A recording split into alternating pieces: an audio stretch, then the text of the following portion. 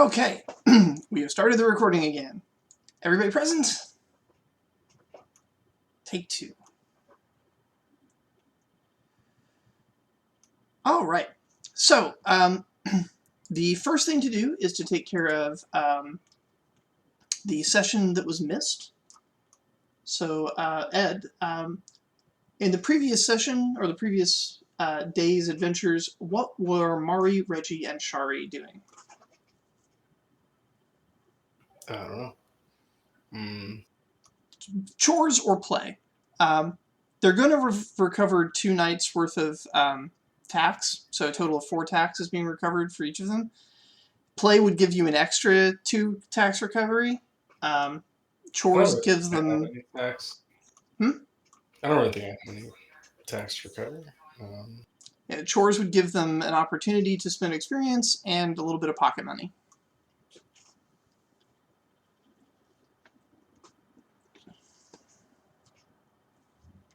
Yeah, my taxes are good, so they'll do chores. Okay. Where will Mari be doing chores? Mari's going to stick with the herbalist, the library kind of thing. She's got no points to spend any.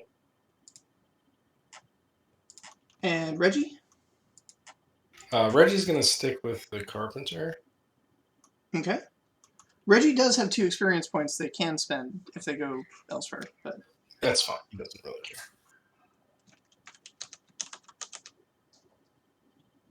Carpenter. All right, go ahead and make your persuasion roll. See if you get the carpenter to like you more.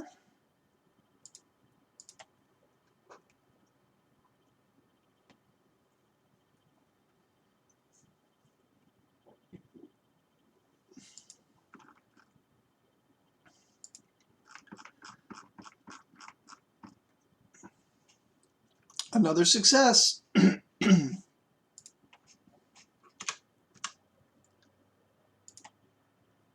Is this more political discussion?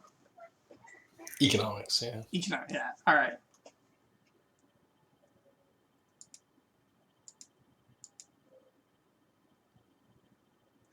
You're definitely saying the kinds of things he wants to hear.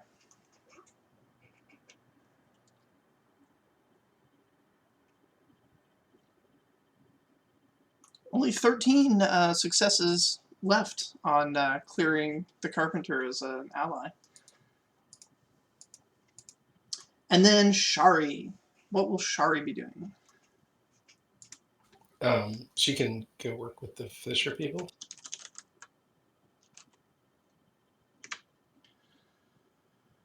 Alrighty. And that covers that. So, Vivian, I imagine you want to take point on today's adventure, and probably the first thing that should happen is in the previous evening, as Mari, Reggie, and Shari should be informed as to what went down.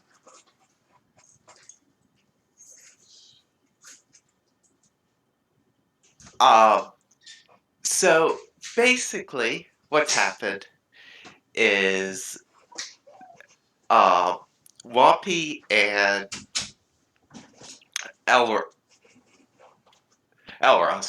it was, right?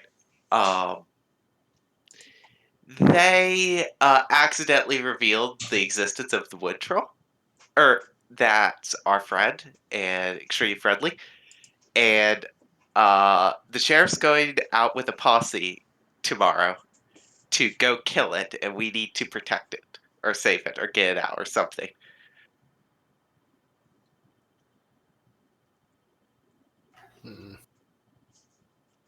You want to save? You want to save it? Yes, because it's our friend. Reggie says, "Trolls aren't." Whatever you want to do. Whatever you want to do.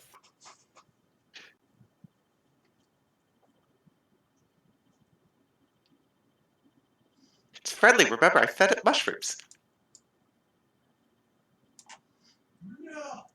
They met some witches, well, druids, last session, who immediately recognized that trolls do not eat mushrooms, and that this is a dangerous animal that needs to be taken care of. Mari says, I've seen trolls before because my family grew up in the Troll Mountains, and so I've seen lots of trolls. Just trolls don't generally do friends, really, as far as I know. You weren't there for it. She says, that's true. That's true. Perhaps it's a different kind of troll. She says, I believe that some trolls can be people's friends. Wasn't Mari there though? I thought Mari was there. She was there for the first troll The first encounter. troll, yeah. That's a troll encounter that we're saving. She says, yeah, that just looked like a regular wood troll to me. I mean, I'm not saying that a wood troll couldn't be your friend, you know? Like, I mean, I'm a dwarf, but I'm training to be a mage. That's unusual. So, if that can happen, then I guess, trolls could be friends with people. Reggie shakes his head and says, no, that's not how it works.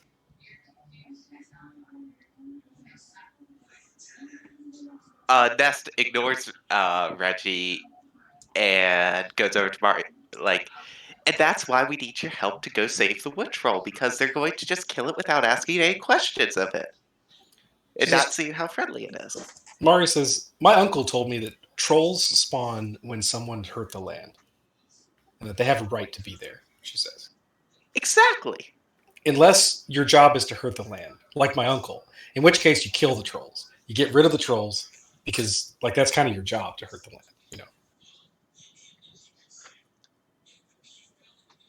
Yeah. All right. Well, we did find a really bad part of the forest that was like a circle of nothingness, and it did feel like a very bad place to be. That's where we encountered the druids.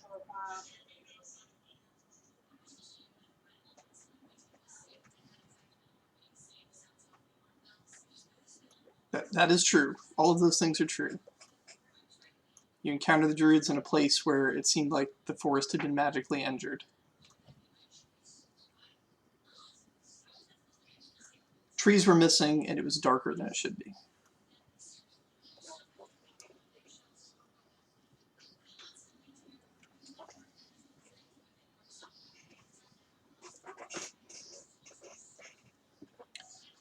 Anyway, all I'm hearing is more evidence for why we need to commence Operation Save Trollfred tomorrow.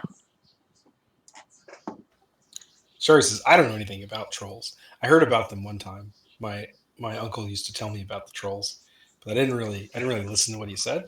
There's sea trolls as well, do you know? Have you ever seen a sea troll? Sea trolls are green.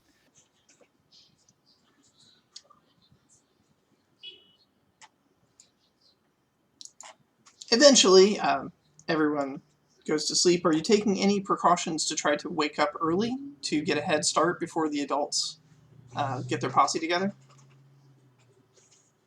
Yes, I don't know how that works without... Is there a yieldy alarm clock?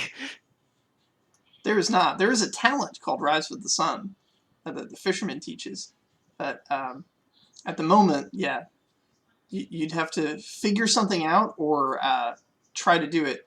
Gnomes can do that. Gnomes can set a personal alarm clock when they hibernate. I forgot what were the you said we had the three children, the kobold, were they kobold children? Or Gnolls. Gnolls. What is how good are they with waking up early? They're pretty good. They're like, the oldest is 5, or the oldest 2 they're from the same litter. They're 5 years old, so they're pretty active. Not sure that they would be up before the sunrise, but they'd definitely be up early. Okay, so I find a way of making an alarm to be able to wake up early.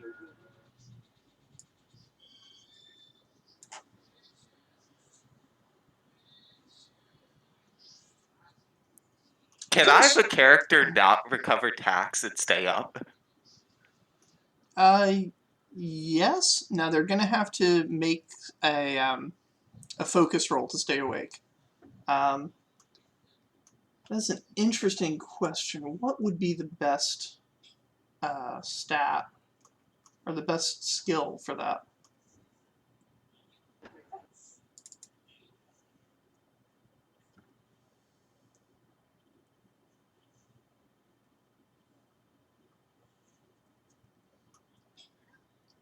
On instinct, I feel like that might be a survival roll. Survival plus focus. To, like, not fall asleep on watch kind of thing.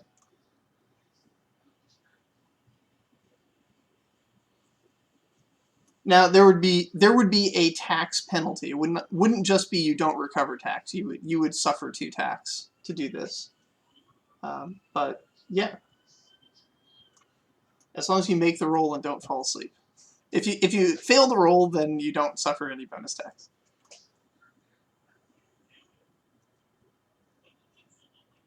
I could have sworn that one of the children was a gnome as well. Do we have But can you remember which of your friends is a gnome? I think Kristen has it.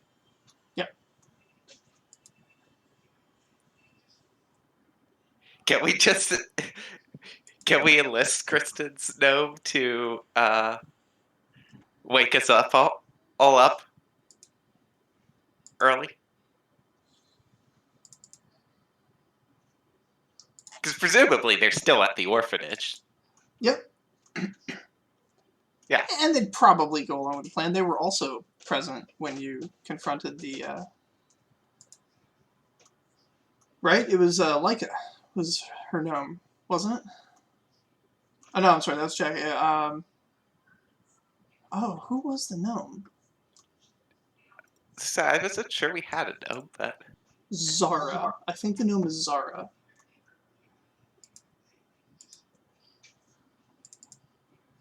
Yep. Yes. Zara was also there and saved by... was there for the troll friend. Yes, and So. was specifically riding on someone's back when they leaped over the troll to confront the wolf. Yes. So... I think it's reasonable to say that Zara would be up for save troll friend.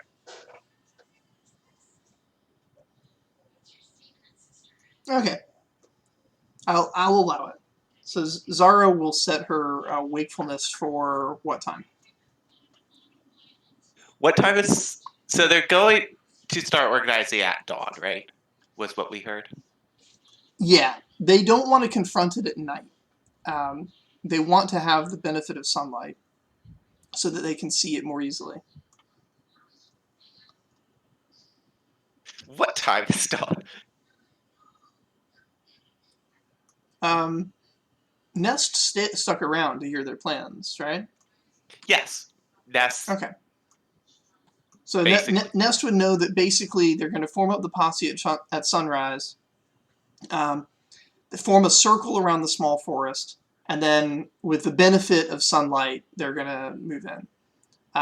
Sun rises over the hills and sets over the ocean. So, yeah, sunrise is a little later than like 7 o'clock-ish. Well, maybe like around 7.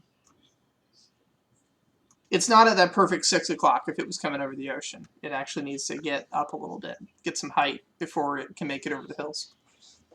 So we could reasonably get up at 6 and have like an extra hour as well, still having basically a full night's rest if we all went to bed like at bedtime. If that's all the time you think you'll need, absolutely. It's all the time we need to get kids into chaos mode. And then you'll need to have some kind of plan. All right, who are you recruiting to join you on this mad adventure? I believe you did ask Mari. Is Mari up for it? Mari shrugs and says, I don't think this is a good idea, but I mean, I'm not going to become a wizard by only following good ideas. I don't know. I'll leave it up to you all about which character you think is most up for saving a wood troll. Or just causing chaos. I'm sending Kyleel.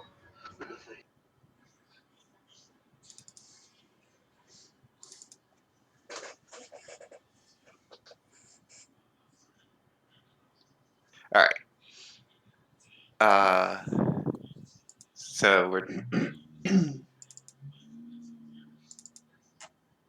Troy. Do you have a particular preference?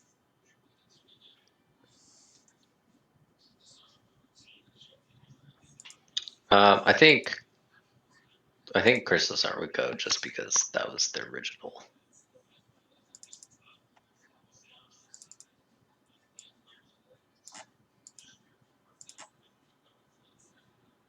Are you on your characters?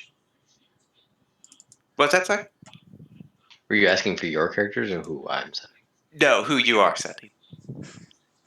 Because Ness doesn't particularly care so long as Elros doesn't go, because Elros is the one. And I guess Wallpy can't go if Elros, or if Ness goes anyway, so.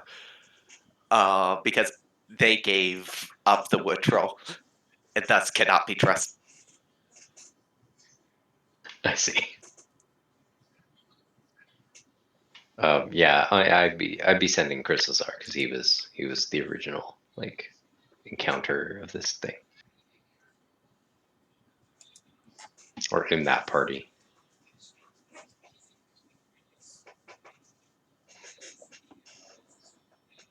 Okay.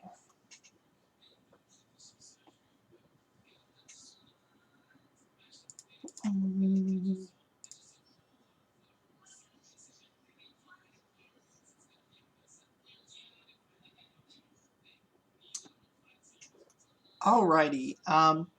You're awakened in the early hours. The sun is not quite risen yet, and yet there is a strange glow in your room. It seems that some of the moss has gotten out of its jar and attached itself to a bit of the wall in the room and is glowing softly on the wall. Araxi thinks this is the coolest thing ever.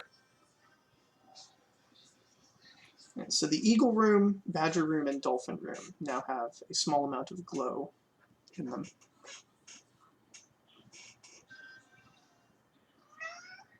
Yeah.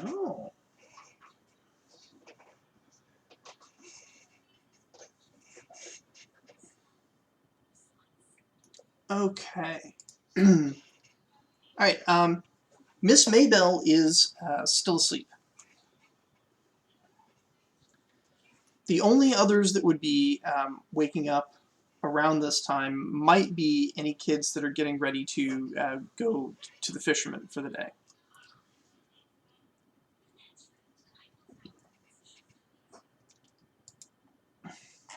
But while we're here, we might as well figure out who's doing chores where.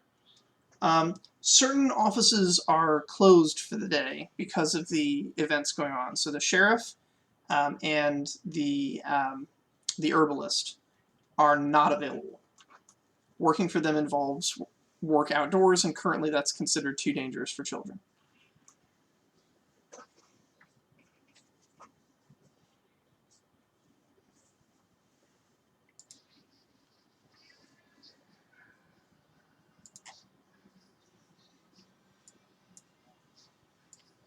So we'll just start where I'm currently looking on this spreadsheet and work backwards. Where is Wampy going today? Well, originally the plan was for Wallpy to be a pain in the ass for the sheriff, but since that's just straight up shut down.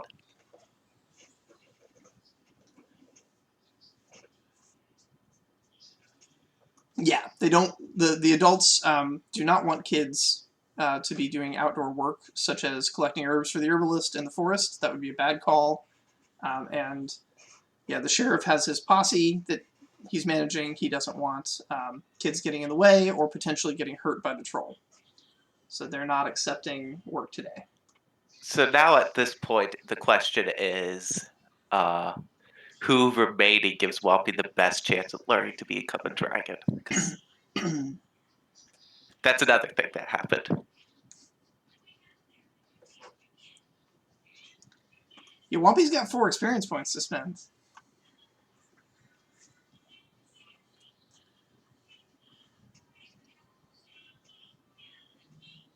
Miss Maybell knows the most stories. She doesn't pay out coin for doing chores, but Right. yeah. but you can level primary stats, and also Miss Maybell knows every legend of every hero.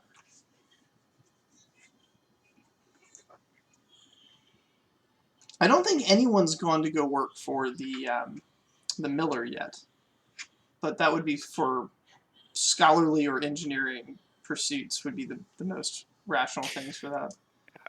I have technically, or one of my characters. Oh, one of yours did? Oh, yeah. Yeah, Mina. That's right. Mina did. Can we come back to Wampy? Sure. Because I do know where Araxi is going, which Okay. is the surprise. Araxi's going fishing again. There seems to be a particularly themed crew that just loves hanging out with the fishing team. Araxi no longer has experience to spend, but that's not going to stop Araxi. And I think I'm actually going to have Wampy go to the inn. Okay. Because Granny- Grammy gives out cookies. Grammy does give out cookies. And you never know when some traveler has heard some rumor about a dragon somewhere.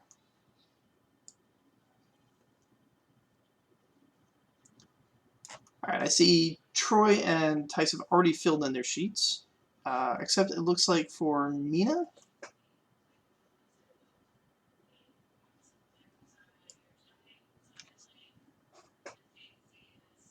Yeah, I was looking for what we put here.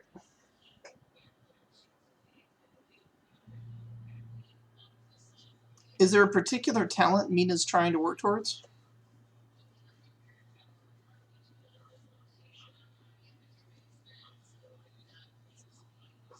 I think I'm doing an aptitude. Okay.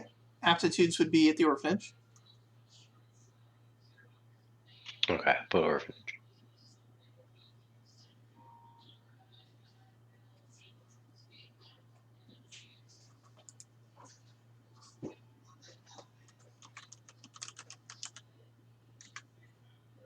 Actually, let me double check the Miller stuff because that might be where I'm going. Just need to check. Okay. Sorry, I have to do like the lookups against the Talus wiki and stuff for the talents. Mina will either be at the orphanage or the Miller, like one of the two. Alright. And then, Ed, once they wake up, where will Reggie and Shari be going? I mean, Reggie's going to go back to the carpenter. He's having a good conversation. And then Shari's going to go back to the fisherman because that's where she belongs.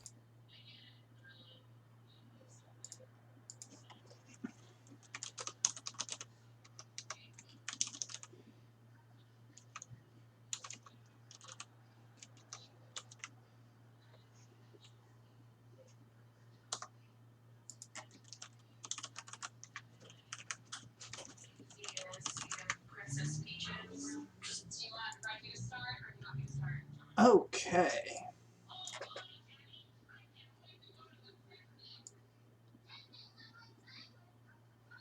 Alright, that covers all of that. So that will happen throughout the course of the day. In the meantime, the sun will be rising in an hour.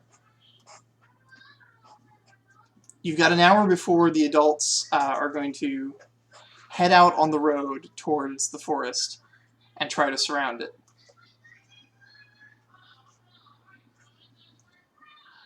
So, in my time, having spent a lot of time around Miss Mabel, have I figured out where, like, stuff might be stored that could be skimmed off the top?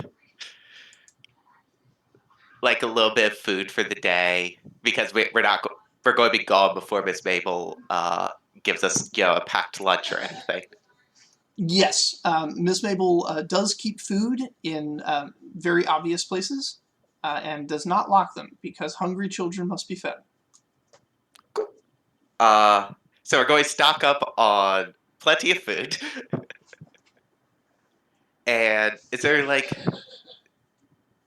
I don't know, stuff like ropes or something. So she does have some supply closets. They're generally on the outsides of the buildings that they're relevant to.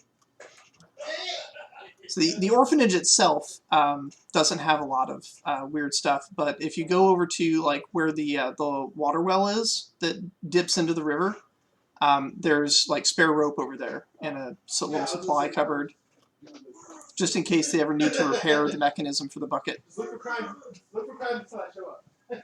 Well, I hope they don't need to repair the mechanism for the bucket, because I'd like to go and take that. I mean, it's a good thing they keep a spare, otherwise you might have just taken the mechanism for the bucket. Okay, you've got some rope. I don't particularly have a plan for how to use the rope, but I just feel like rope's going to be useful at some point. I don't know. Could Well, tie ourselves to trees. For the, yeah, in protest, yeah. The general challenge seems to be that, like, I mean, you either need to dissuade the adults from trying to kill a troll, which seems unlikely, but you never know, or you need to get the troll safely out of there. And the troll did have 4 amber objects that it was protective of, that you would probably need to help it get out of there. Yeah. Trying to figure out exactly what would be. I'm trying to figure out what would be a good thing to. So I want to like when we find the troll, I want to like chip out like something that was similar to their footprint, so that we can one of us can go running off through the woods for just a little bit to get if we need more time.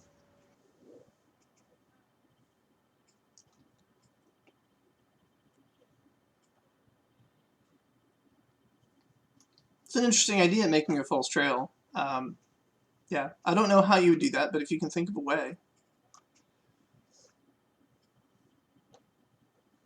I'm just trying to think of a soft material that is also like I can wear on my feet that can cause it to.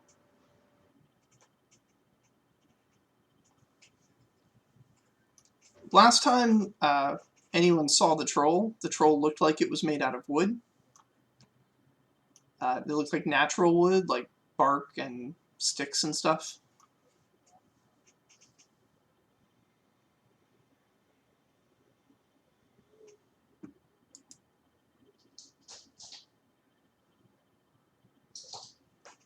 What about its footprints? Do you want to see its footprints? I think every character but yours saw its feet, but no, it never actually left the nest.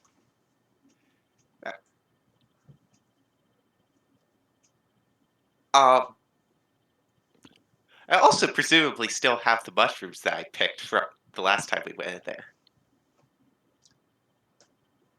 If you put them in cold storage, if you did not, then they probably are not fresh anymore. They might be sun-dried. Sun-dried mushrooms are still mushrooms. Yeah, I mean, technically.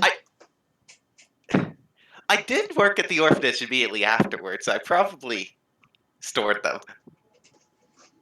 Now, whether Miss Mabel has done anything with them, that's up to you. If there were edible mushrooms and you brought them, she would have offered to cook them that night, as sort of a. In that case, they're gone. Okay. Because she likes to encourage the children in their pursuits. If I remember correctly, they were edible. Yeah. All right. Well, anyway, to go pick more mushrooms before we get to the troll.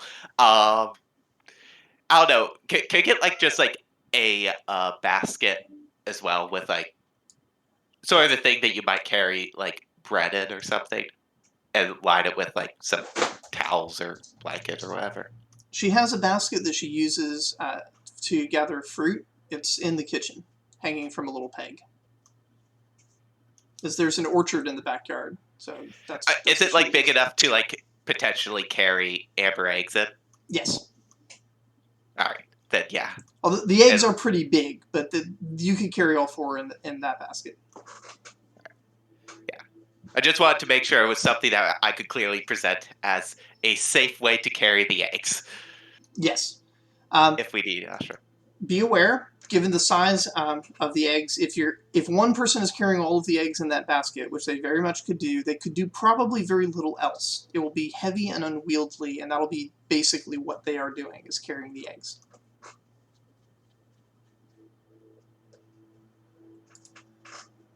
Well, Nest's intention is to give the basket to the troll, because it's a friend. I'm excited to see what happens. The basket is made of wood. Oh, then Nest definitely thinks better of it. Is there like a...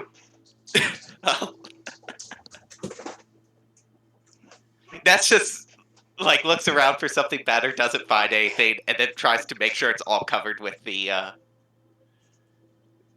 towels or something. Okay. And I don't know. Is it just easy to walk out the front door, or do we have to like sneak out? So you'll probably want to make like a stealth check. It's not a difficult one. So you're basically trying to sneak out without making sound. Miss Maybell, without her glasses, is probably not going to be able to see you. So until she gets up and gets her glasses on, that's not a concern. But she can hear pretty well. So if she's awake, then she'll hear you. She does not normally wake up until the sun rises.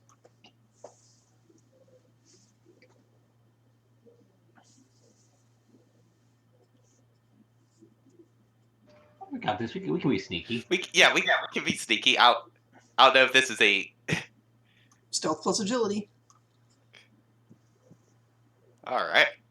1 success needed per character.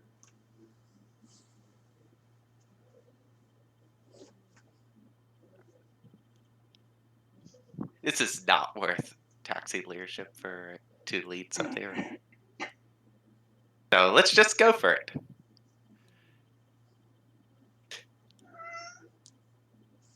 Meow.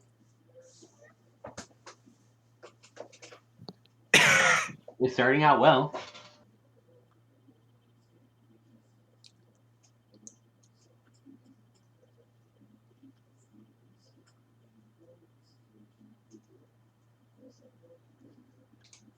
See how Mari and Kyleel do. Kyleel didn't work. Failed. Mari is not a stealthy person. Neither was Malel. No, but, Sorry, what do we roll for stealth? I can't remember. Stealth is it is a skill, and I would pair it with agility for this purpose.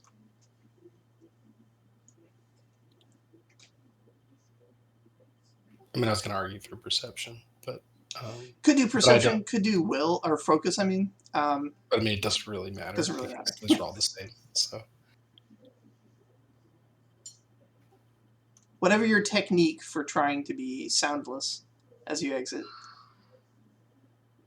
I'll go with focus because I'll just be extremely patient. Okay.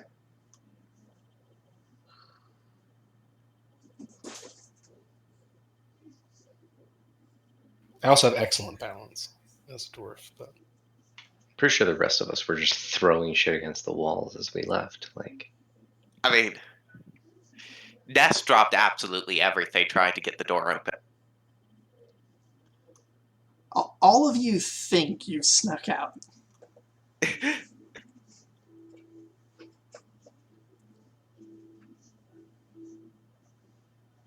If anyone wants to stay behind and double check, you can make a perception plus investigation to see if this awoke Miss Maple or not. I'll do that.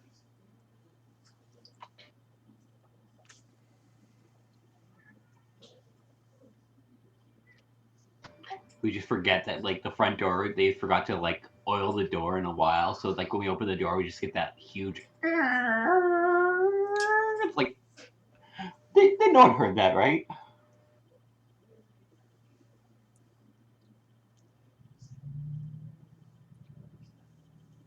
Nest is probably going to stand behind and check to see what, like, just listen for a little bit. All right, you got a success. What are you doing that you to find out if Miss Mabel is awake or not?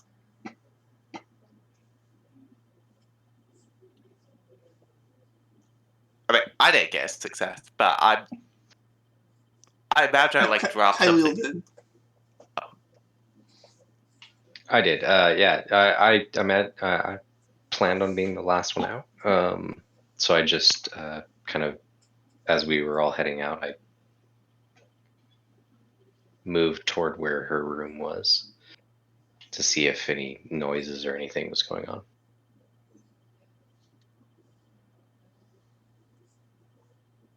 But not like right under it. Okay. You hear a noise that sounds like somebody rolling over in bed. The creaking of springs. In the front yard, planted in the middle of the path that leads to the road, is Miss Mabel's staff. She always plants it before going inside each evening, and it remains planted like a tiny little single-cylinder tree, a pillar of twisted wood with a few green leaves sprouting out of it in the middle of the path.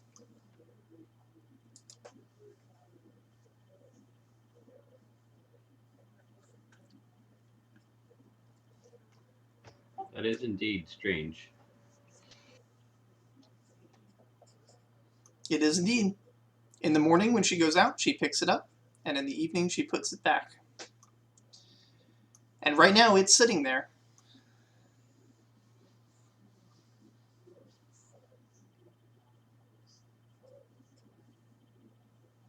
Do we know anything about the staff other than that she picks it up and puts it back? Nope, that's it. That's all that you know. Nothing's come up in like a story or anything. Nothing.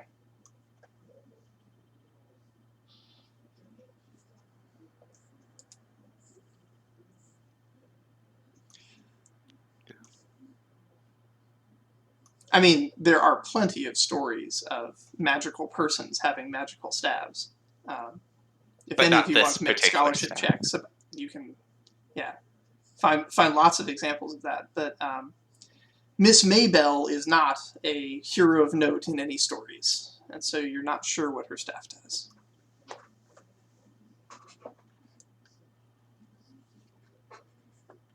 Do you think we should just ignore it and leave, or what do you think? Well, Mari's a wizard. Mari could probably figure it out. Tyler will attempt to pull out to show Mari it to see if understand what it is. Okay.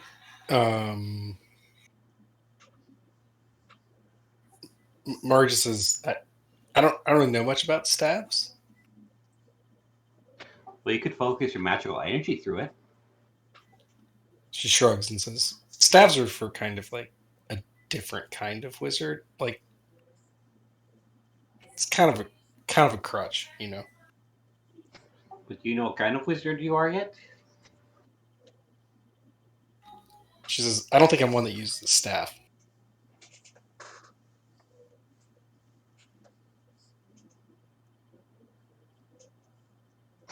What do you even do with the staff? Do you like just point it like this and say "tree grow"?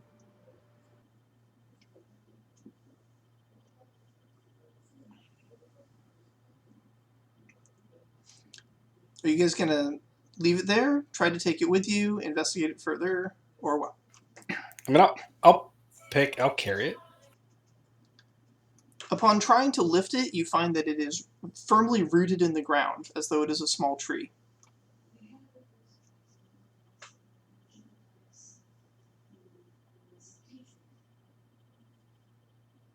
The staff doesn't seem to want to go with us.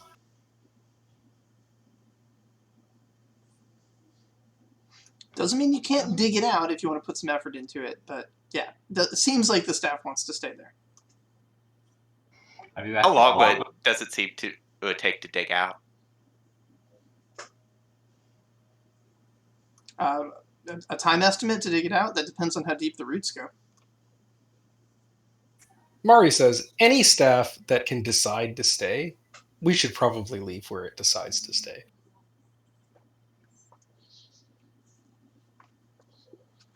Excuse me, Mr. Staff. Would you mind helping us? We really need help. Be very politeful if you could. I don't think that worked. The staff replies in much the way that many inanimate objects reply. It continues to exist.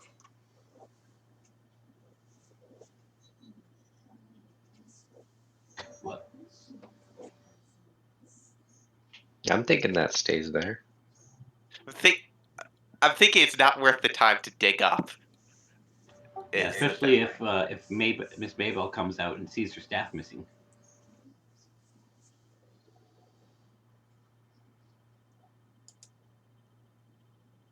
Those of you who have seen Ms. Maybell pick it up in the morning, she's never had any difficulty picking it up. She always just takes hold of it and it comes up into her hands. Staff doesn't want to leave today, I think. It might be dangerous if we try and take it. All right, let's leave it. Yeah. I feel like this is a bad idea, but let's leave it. All right, you proceed down the road.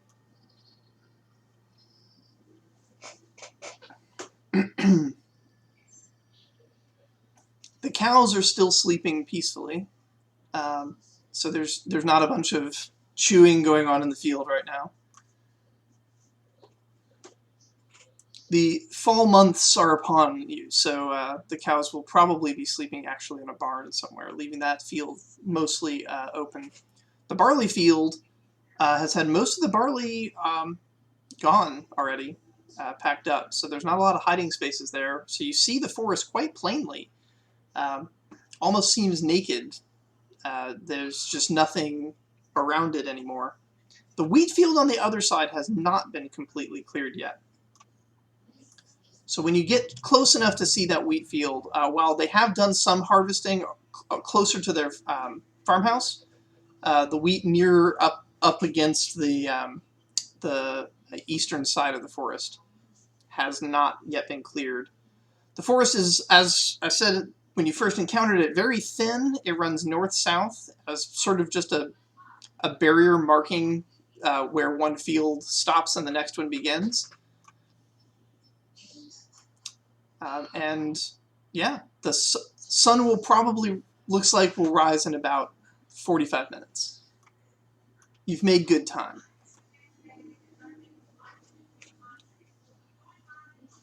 So where exactly are we looking in this forest for this friend?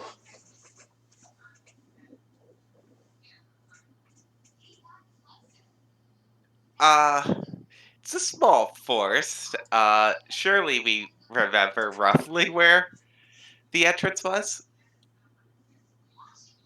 Or like where we entered the first time? Yeah, I mean, it's the forest is so narrow that like there isn't really an option. There's just the forest. It's there. It's so small that it's not like you have choices. From the road, it occupies like maybe a total of 30 feet. Very narrow. From once, if you're not looking north-south, if you're looking east-west, you can just see the other side between the trees without any difficulty. It's almost disingenuous to even call it a forest. It's like the line of trees on a highway. Yeah, it's like a couple rows of those, but basically, yeah. Yeah, no, actually, yeah, East Coast highways, absolutely. That's exactly what it's like. It's like those little clusters of trees between the two sides of the beltway. Yeah. Yes, exactly. You know exactly what I'm talking about. So yeah, go in and try and go like, excuse me, troll friend. Not remembering that they had not communicated that troll friend was the troll's name. Troll friend. We need to get you out of here. They're coming to kill you. Okay. Do trolls speak common or like this? What? Mari says, "No, trolls don't usually speak anything. They just kind of scream at you, and then they start tearing arms off." That's what my uncle says. I don't think that that's how we communicate back to it, though. And also, your uncle was an enemy of the trolls. This is a troll friend. We are friends of trolls. My uncle says, "You cut their head off, you throw it off into the field, and then they'll go fetch it." Shh, shh, shh. I can hear you. Mari shrugs and says, "Cutting their head off doesn't hurt him any. It's a troll." Shh. Enough. Yeah, I'm just going to try and look to see if I can, without completely disrupting the nest the way I did the other time, just find it. All right. Also, if I find any mushrooms along the way, I want to pick any good mushrooms. I want to pick them. Okay. For mushrooms, make a survival plus perception check.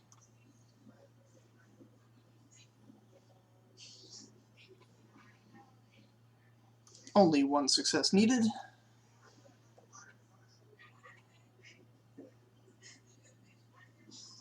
Sorry, what'd you say? If you're looking for mushrooms, it's a survival plus perception check. One success needed. Possibly look for some tracks, I guess, whatever might look like humanoid shape. Feet or something? Because I'm assuming that like they walk. Make an investigation plus perception check to see if you can find troll tracks.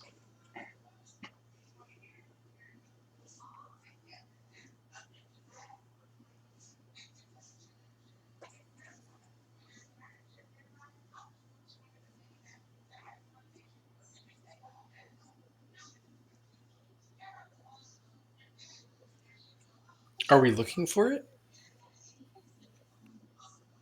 Well, that's why we're here. Yeah, right. But we Yeah, know we're where trying its- to find we the know where troll. its nest is. Well, yes, we don't want to disturb the nest and make the troll panic. That's how we got into trouble with it last time. So what Tice was looking for was an example of the troll's tracks, so that he can create a false troll print to lead the hunting party astray. Yeah. And Also, what- I just realized it's hard to find anything in this dark right now because it's pretty dark out right now, and I don't have dark. I'm a human. I have no vision of the dark. Nest, on the other hand, was looking for mushrooms, because I think Nest still thinks the troll eats mushrooms. I'm not sure. Absolutely. Okay. Did it take the mushrooms last time? Yes. It added them to its nest, yeah. That's what I thought was it feed its Ah. babies. Yeah, so it just built it.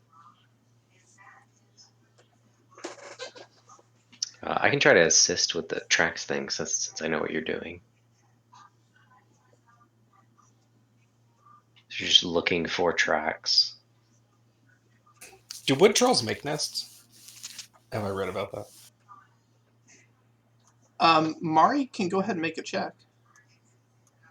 Mari is likely to have encountered exactly that kind of information, given which library Mari's been training at for the past 3 days. Jesus, 4 successes there. Okay, so Mari would know that absolutely not. Trolls also do not lay eggs. And so the 4 amber objects are definitely something else that's going on. And not baby trolls. Mari will inform the group of this. Did you not see with your own 2 eyes the troll feeding its babies? Because I did. She says, "Sure, but I mean, maybe it's not a troll. Maybe it just looks like a troll. Or maybe we mistook it for something that it's not." Trolls just kind of spring unbidden out of the ground most of the time, or the water, or the rock. Quite often they spring unbidden out of the rock. That's how my uncle lost his arm. Oh, for a second, I think you said that's how your uncle was born. Troy, you were looking for tracks. You absolutely find some. They look very much like a sort of foot-shaped bundle of twigs scrape the ground.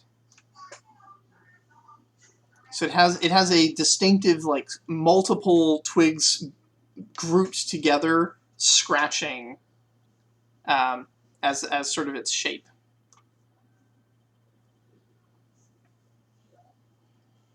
You wouldn't have too much trouble replicating that by just gathering up some fallen sticks and roping them together.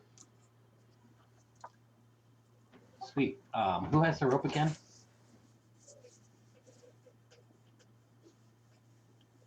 Nest does. Ness, did you ever make your roll for finding mushrooms? I did. I got 1 success. Okay, good. You've got some mushrooms. Yeah. I have mushrooms to go feed the troll when I find it.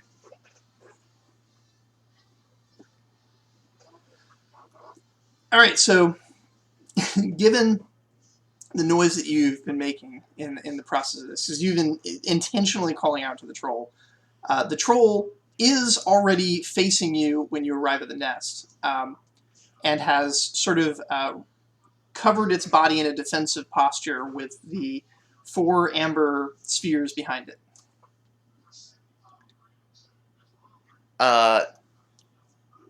Nest holds up their hand in like a call me motion. It's like, here, remember us? We're friends. I brought you some mushrooms. And hands out some of the mushrooms. Make an empathy plus animal handling check. Or what do we call taming, that's right. Empathy plus taming check.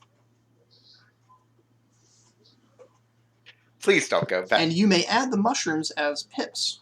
They are quality 4 mushrooms. So it's 4 pips, right? Yep. Not because of their nutrition. They'd only be quality 2 if they were being used for food. But they're good nesting material.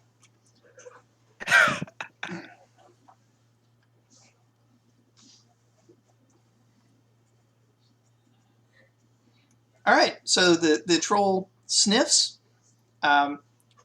seems to recognize you, and relaxes its posture and continues trying to pack. It looks like it's gathered some different types of stones, and it's making like little cups out of dirt and stones that it's placing the 4 amber spheres in. The amber spheres still contain a left hand, right hand, left foot, and right foot that appear to be from this troll, although its own hands and feet now look like they've healed a lot better from the last time you saw them, when they were like really fresh wood. Now they've got some nice craggly bark around them. How convenient. Does Mari recognize this as a wood troll? To the best of her knowledge, yes. Okay. Including signs that it has limb regeneration as well. See? Nest! Now I've been noticing that Nest's name is also Nest. The information Mari is seeing is absolutely inconsistent with everything that every book has told you about wood trolls. Except for the appearance. The appearance is spot on. But the nesting behavior, body parts wrapped in amber, none of that is in any book. Also, the not immediately screaming and trying to rip your heads off, that's also not in any book. Question: What is there any other thing that might do these kind of patterns and behaviors? Great question. Go ahead and make a scholarship plus cunning.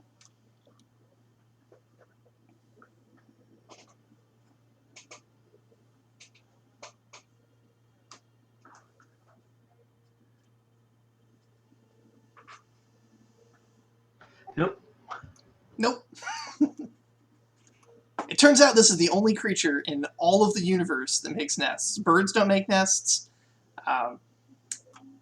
Foxes don't raise their young. Nesting does not occur in nature at all, as far as you know. I'm kidding, of course, but you can't think of anything specific. Yeah. Well, especially I'm not from this area, so I have my knowledge is limited.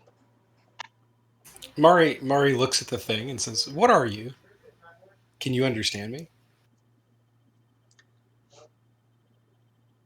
It does not appear to respond to your language, but the fact that you're not aggressive, it is responding in body language of like trust. Also, you smell the same as you did the last time the children drove a troll, or I'm sorry, drove a wolf away from its nest.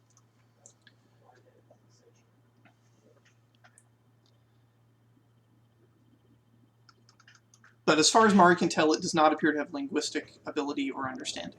Just the basic emotional body language understanding of things. Huh. So,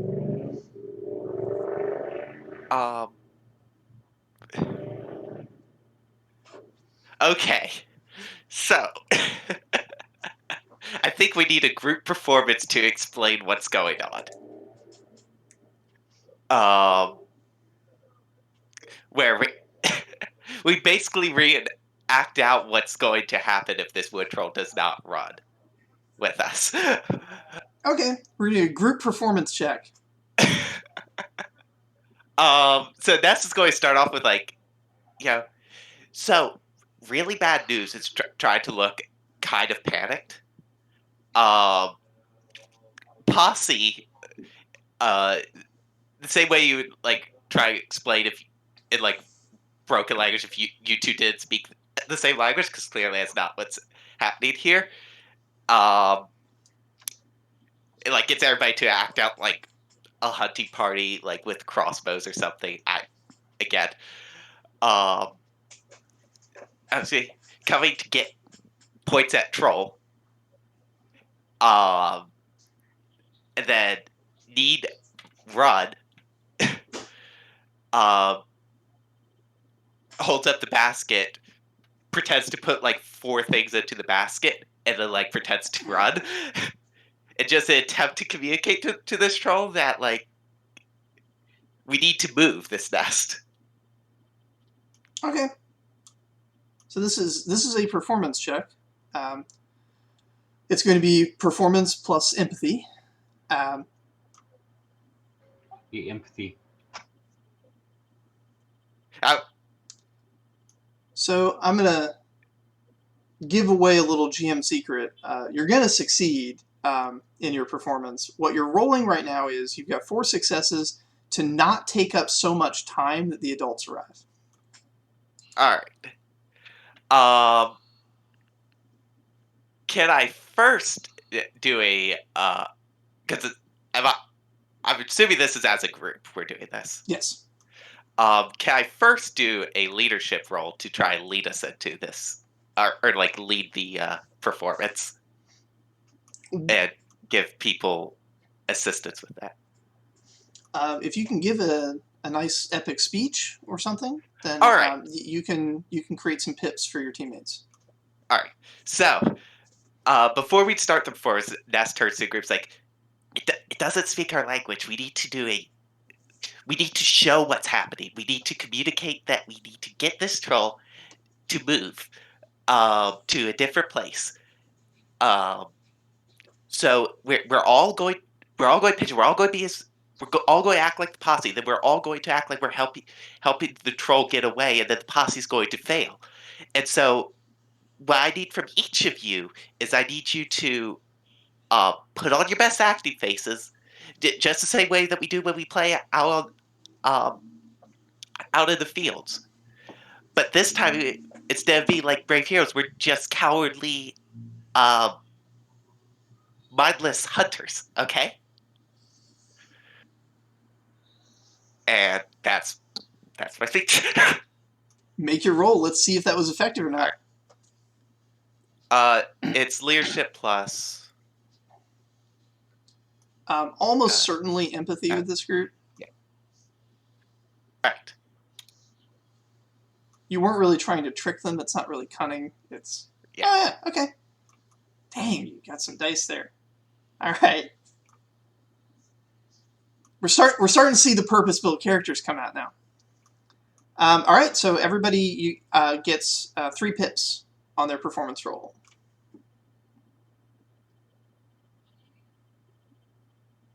It's Performance plus plus empathy. I assume I don't get those pips as well. Sure. Oh, I do? Yeah, why not? You inspired yourself.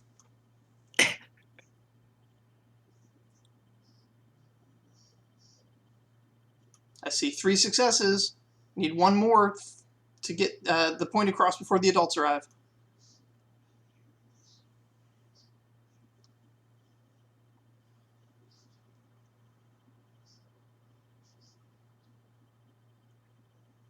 And there it is.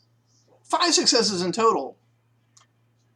And had you not done that leadership check, it would have been a failure.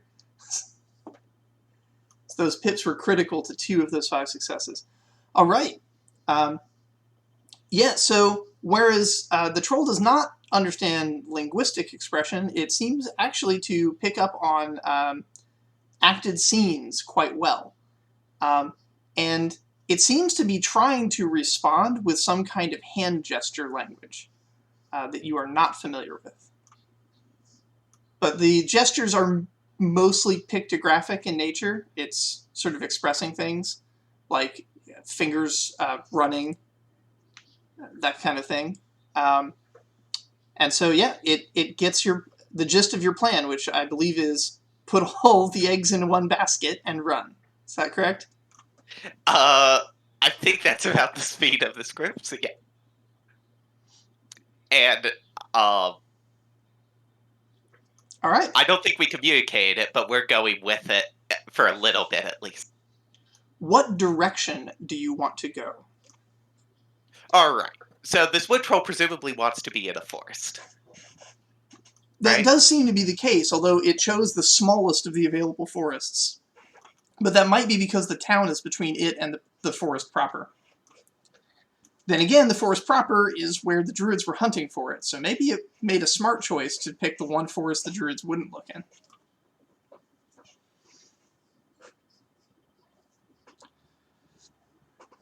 Additional options are there's a road south to Half-Elven and a road north to Celebre.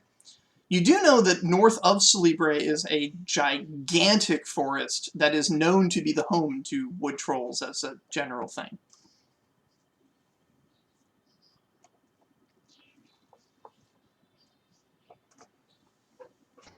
You said that before that the wood trolls are normally responses to damages to the woods and stuff. That's what Mari said. And Mari has been studying. Do they actually? What do they do when they get into the damaged part of the woods? Do they try to fix it or something? No, they're just giant balls of rage. Clearly not true. Mari says, yes, but I mean, this isn't a troll.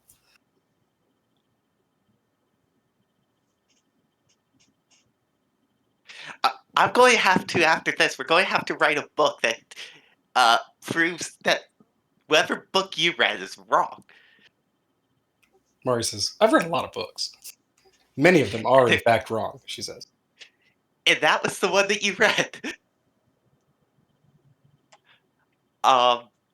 So, which would be easier to get the troll through to another forest out of sight, essentially? So the road that you guys came from is probably a bad call because that leads straight to the sheriff's office where the posse is going to be gathering in about 15-30 minutes. Now you can go into one of the fields. The field to the west that leads to the ocean is just kind of open. The barley's all been harvested, so there's not much in the way of hiding spots there. But it's also open. There's nothing in the way.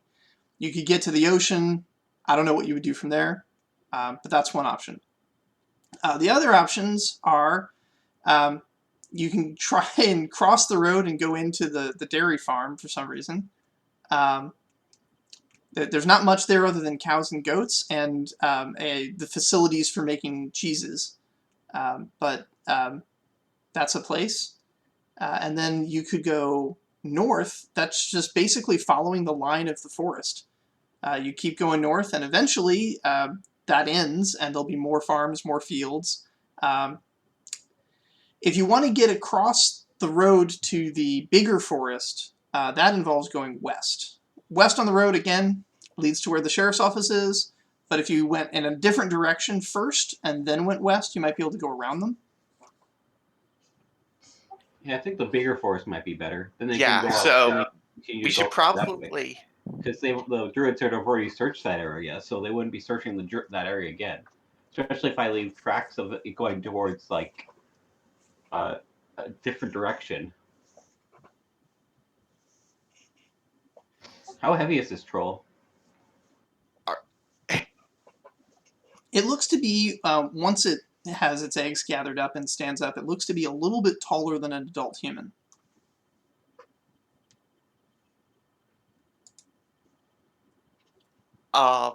It's hard to tell completely because it never completely straightens its legs or spine, but you figure it's probably like 8 feet tall, and if it's somehow stretched out and straightened out, it might get up to like 10 feet tall, but it's not getting that big yet. I was curious, do we wear socks? I would hope so. I mean, the troll's not wearing socks, but I would hope that all of you are wearing socks. I was thinking, does anyone, do you think we can convince the troll to let us put socks on it so that its tracks are muddled, and then I can put tracks going somewhere else? Who wants to put socks on a troll? Nest will try to act out this putting socks on idea by like showing the troll the footprints that it's left, and then pretending to put a sock on, and then showing the footprints that Nest then leaves, and then giving like a big thumbs up, and then pretending to be confused or something. I don't know. The troll appears to understand you, although you're not entirely sure, but it's acting like it understands you. And it begins unwrapping the cloth that you had around the basket and wrapping that around its feet. It does not appear to be at all concerned that the basket is made of wood. We could also try to clear the footprints it's making. Yeah. Oh, well, And that problem's already solved. I'm going to just quickly make it so that some tracks go the opposite, go like east and north, like a little way, while you guys are talking to it, so I can I'm just going to quickly rush it to make the tracks before we go up. Yeah, essentially you want to lead the posse the wrong way, while the troll leaves non-troll tracks in the direction that which I'm thinking is going to be towards the north, and then looping around to get to the larger fort. Yeah. But there's a posse coming in here, and if they're able to follow tracks, they can follow a group of children. A concentrated group of children tracks, and one adult is what that would look like. So, like, we need to cover up our own tracks anyway? Yeah. So I don't know if it's a big concern to disguise the tracks. We should probably just cover our own tracks or something. Well, we don't want them to follow the troll either. We don't want them to follow us, and we don't want them to follow the troll. I agree. I think the false tracks is a good idea. I Yeah. think we should just also cover our own tracks instead of trying to disguise his. Those of you who have worked with the herbalist and with the sheriff know that they are absolute experts in their field, and they will probably not have trouble tracking. So you're not looking to fool an amateur here. These are professional trackers that have been teaching you what they know. Yeah, Chrislisar has spent every day between the last time he was here with the sheriff. All right, so we definitely want to clear the tracks primarily, and then a few fake tracks here and there might at least delay them. Because they have to look at it at least to identify it as fake. Yeah, and in the best case scenario, they are fooled by it and they follow it until it ends, and then they go, "Oh, it ended. This was a false trail." Yeah. So how far the false trail goes could be a factor. Also, the more of those false trails there are, the more time they're going to waste. That gives your troll more time to get further away. Of course, the more people you have doing that, the fewer people you have with the troll itself. The troll has made its makeshift slippers out of the cloth from the basket. Once it's done with that, you estimate there's probably about 15 minutes before the sun crests the hills to the east. So I definitely should go with the troll because I just feel like the troll would trust me most.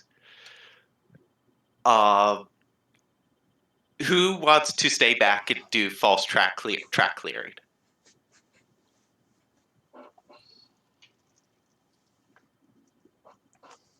I think I can attempt, like, I can grab like a branch or something, and with like leaves or just a basic a concentrated thing, and try to like muddy up the ground behind us as we walk, or just try to blend it in with the rest. Okay. And then the tracks that already exist.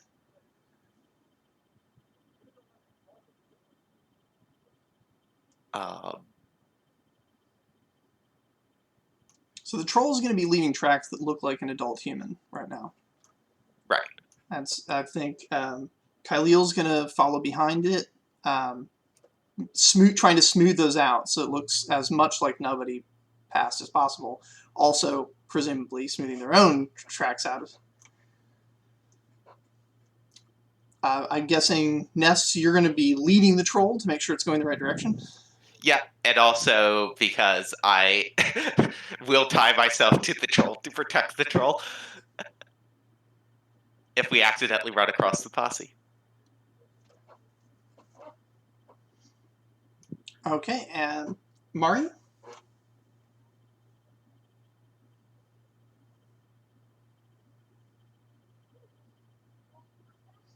Oh, you can think about what you're doing. Chrislisar, what's your action?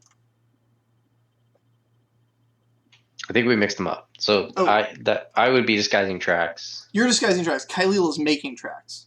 Kyle's making tracks in another direction, or? Okay. Kyleel, are you going to keep making tracks, or are you just going to do something quick and then try and follow them? I'm gonna keep making tracks. Right on. There's gonna be quite a few people going with them already. Just a little. If you come across the posse, delay them. Okay.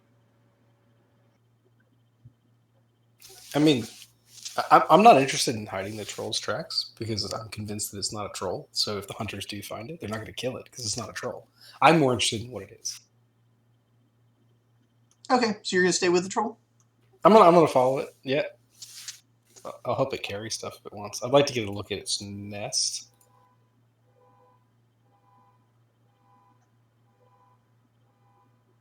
And start searching my brain for anything this thing could be. Okay. You can make continued investigation checks as we go if you want to try and see if you can suss out more information about what's going on. Okay, yeah, I'll make another investigation check. In the meantime, Tice, let's see how good of a trail you lead.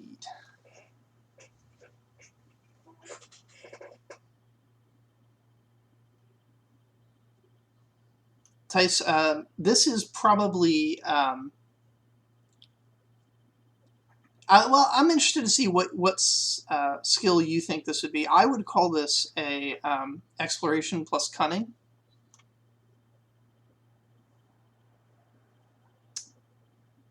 I definitely think it's cunning what you're doing. This is absolutely an intellectual attempt at trickery, which is fantastic.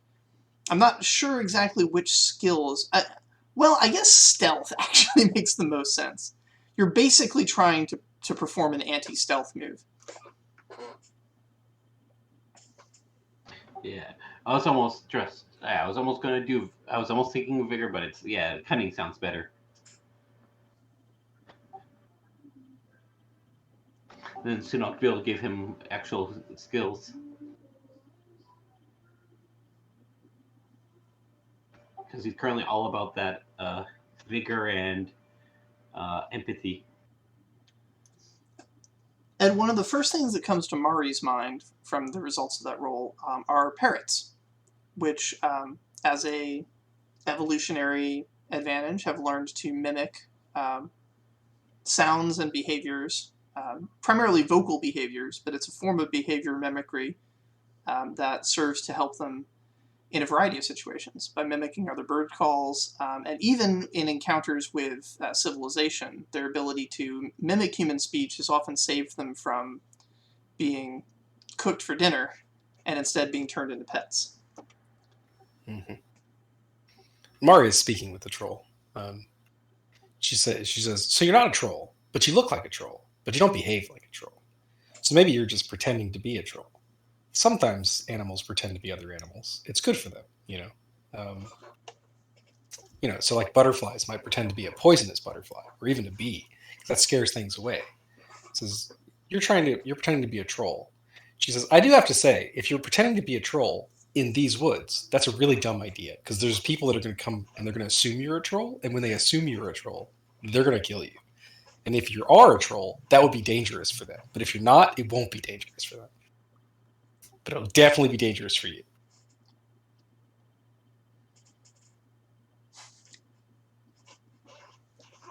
Tice, you put in an effort.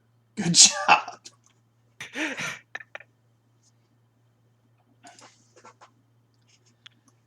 The rest of you reach the northern edge. Sunlight has struck. So the posse will certainly be leaving the village now. Yeah. While we're walking, Nest is like pointing at things and trying to teach the troll to speak common. So like points to a tree and says tree. Points to mushrooms. If there's any mushrooms, says mushroom. For both you and Mari, the troll is ignoring all verbal information. When you gesture, the troll pays attention. So when you point at something, the troll looks at the thing, but the troll ignores your words. Okay. Mari then says, and you eat, but trolls don't eat. That's not what they do. They don't really eat things, especially mushrooms. Interestingly, you have not seen it eat, and it only used the mushrooms as bedding to soften the patch that it's put those weird amber orbs in. Gotcha.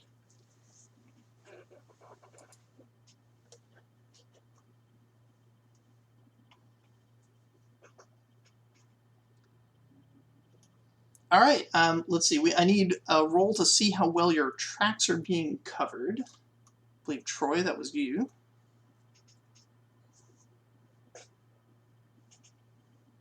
This is, stealth plus cunning here.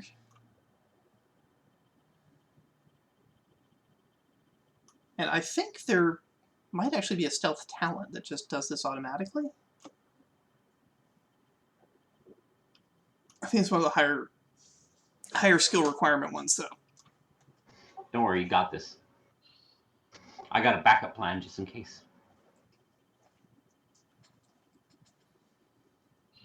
I'm excited and terrified to hear it. That's the usual people's response to me when I say I have an amazing plan in most games that we play here.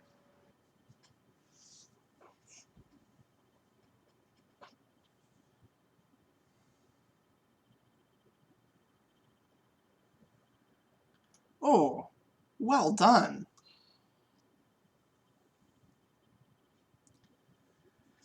Okay, so Tice, you're the first to hear the sounds of riders coming on horseback down the trail. But the riders are not what you encounter first. What you encounter first is a wolf. Slick black fur.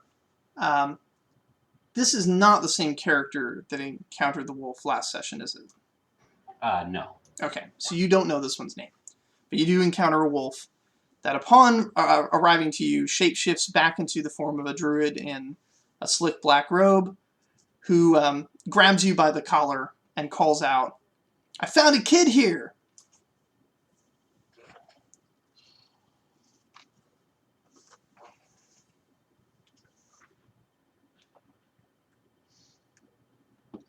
I want to try to like bite the arm so I could try to like free off of them. Okay, make an unarmed plus vigor.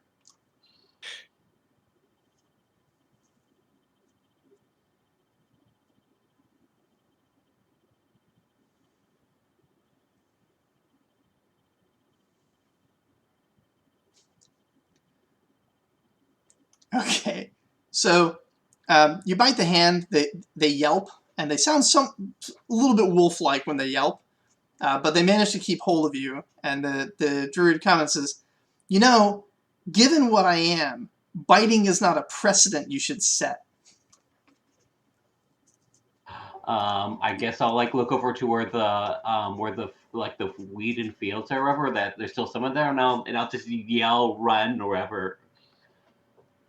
All right, you all hear Chrislisar yelling, "Run!" Kyleel. Or Kyleel. But I'm like yelling at the wrong direction. I'm yelling at the fields of wheat where the weather that are still up. So Yeah, the opposite direction of where we.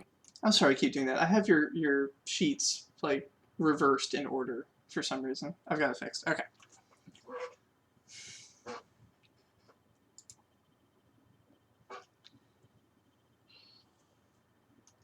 All right. Presumably, you hasten on. Are you going to continue questioning the troll, or are you going to try and use silence as an additional form of stealth? I thought we were. Tice was yelling, or Kyleel was yelling the opposite direction. Oh, clever. Okay. That's smart, actually. All right. Okay. Eventually, the sheriff pulls up, finds you, tells the druids, like, hand him off to our deputy. We'll get him back home. And so you're handed off to a deputy that takes you back to the road. The druid you see shifting back into a wolf and dashing out into the wheat fields.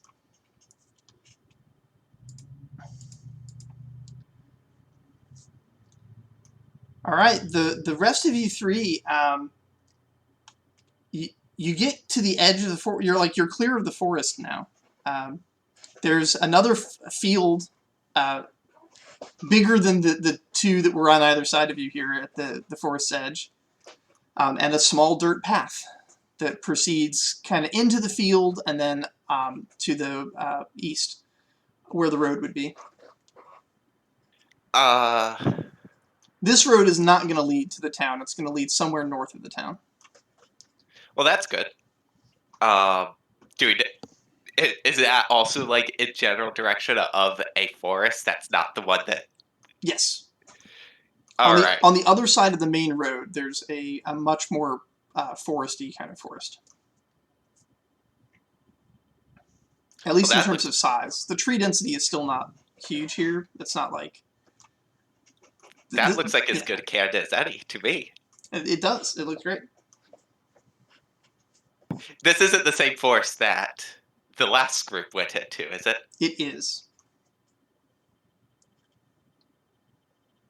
They went about it a different way. They went they went east towards the mill and then went north into the forest. Here you've gone north and then you're going east into the forest.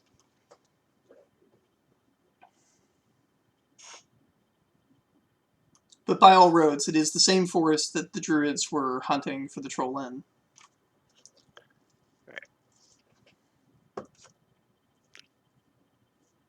All right. So, I mean, as we go, I'm going to try to communicate with the troll during get performance that this forest is not safe either. That there are. I'm going to try and do like act like a wolf and then shape into a person and say here, and also do the hunty posse movement that we did before. to just try to say you have to go through this forest and to a different forest.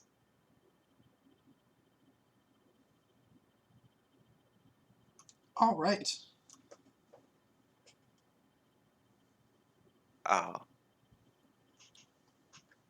While still going into the forest, because that's not where the posse is right now. It's true that the posse seems to be behind you, trying to fan out and surround entirely the wrong forest. And it sounds like they're getting ready to enter it. And then you hear a low, slow growl. You've heard this growl before.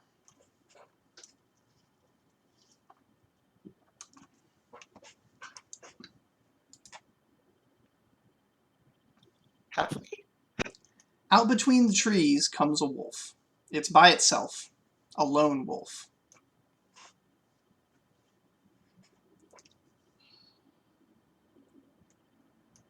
This wolf is brown in fur, sort of a mottled brown. And if you remember the story from the previous kids who were adventuring, this is the wolf that's the druids call Westwind.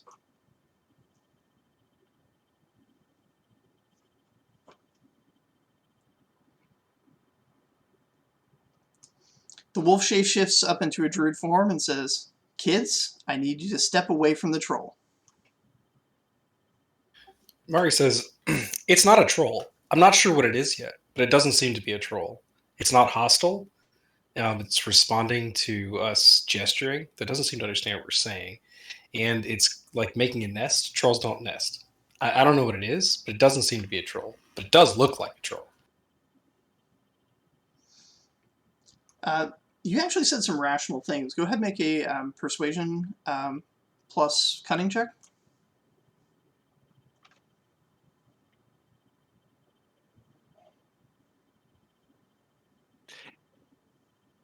All right. The druid, while not convinced, is at least given pause and says, "Okay, we need to look at this situation here, but I can't risk you kids getting hurt.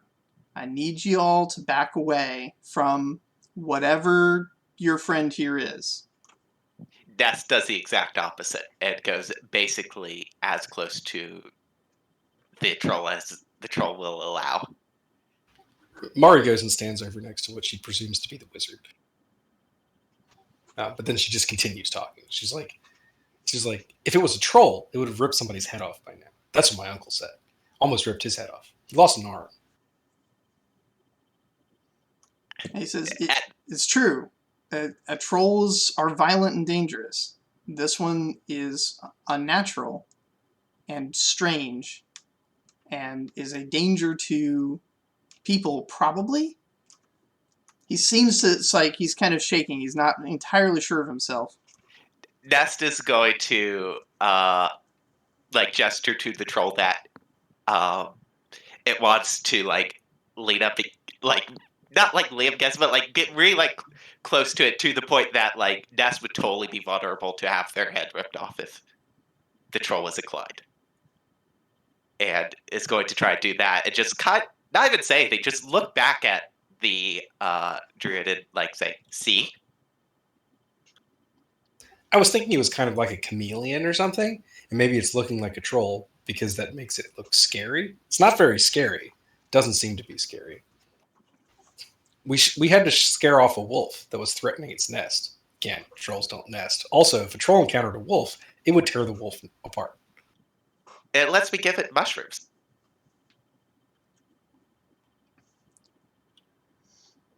Alrighty. Seeing that you're not moving away, the druid is trying to be careful about this. It says, "Look, kid, if you're not going to step away, I'm going to have to move you away. I promise I won't hurt your troll. I just need you to step back away from it." Nest ties herself to the troll. The druid sighs and raises their hand and says something in a druidy kind of language. It sounds like it maybe has hints of elf in it. Actually, there's at least one person here who probably can speak elf. Potentially. Chrislisar, do you have enough of a history with Elven that you can speak elf? It's a good question. I'm not sure how Your to character's answer that half question. elf. Which half of your family is elf?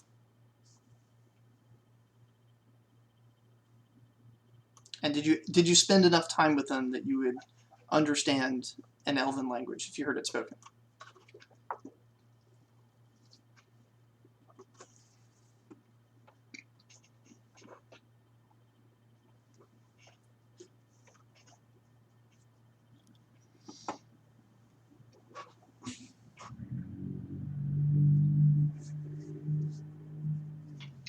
I didn't really put much thought besides them, the fade being the thing that took them out.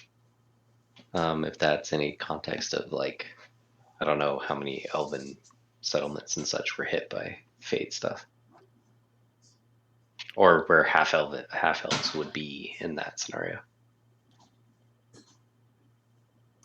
In terms of like major cities, like there's lots of integration, but its relationships between the two are not super common, simply because elves live about 1,000 years, humans live about 80. That creates some radical differences in relationship expectations. But yeah, I mean, there's plenty of villages where they could have settled down if they found a way to make it work. Or if they didn't, and one of them is an absentee parent, that also happens. Relationships between 1,000-year lifespan life expectancies and 80-year life expectancies are unstable at best. But you can just make a judgment call if you speak elf or not.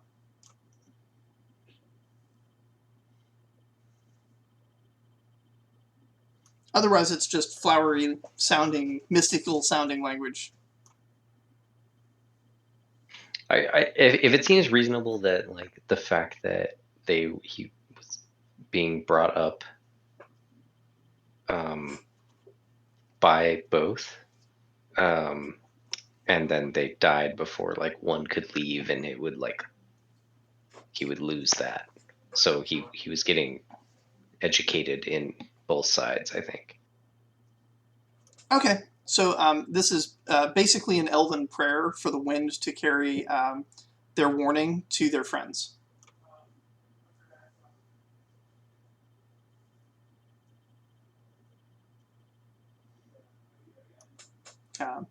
You have every reason to believe they've just cast a spell to let the other druids know where they are.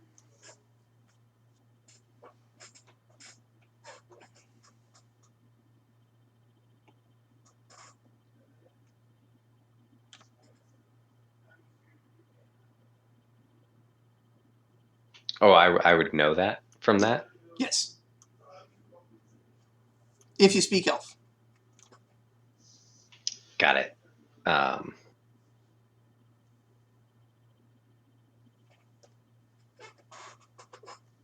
I'm still standing, I think, at the back at this point.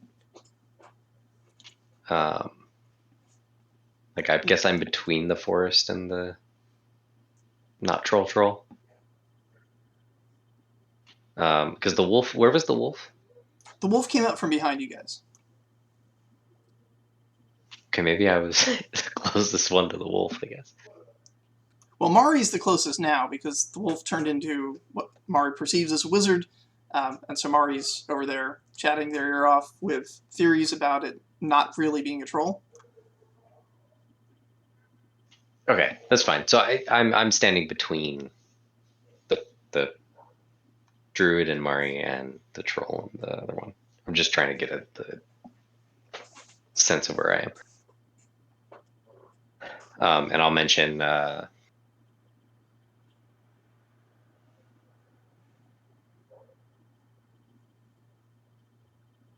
Nest might appreciate a warning that the druid has just called for backup. Yeah, that's what I was about to. I was just gonna say, like, we're saying there's no,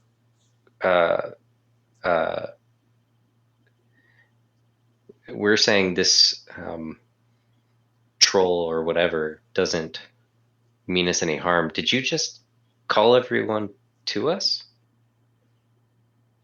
Or did you just tell everybody where we are? Don't worry, kids. You're gonna be fine. We're gonna take care of this. We'll be fine if you go away. You don't understand everything that's happening here. This troll came from a damaged piece of land, magically damaged, and it looks like it's heading back there. We don't know what's going to happen when it gets away back. from you. That's because we're leading it away from you. I'm sure it seems that way, kids, but trust me, there's a lot more going on here than you understand. You've heard a lot of adults say that. It's always very infuriating.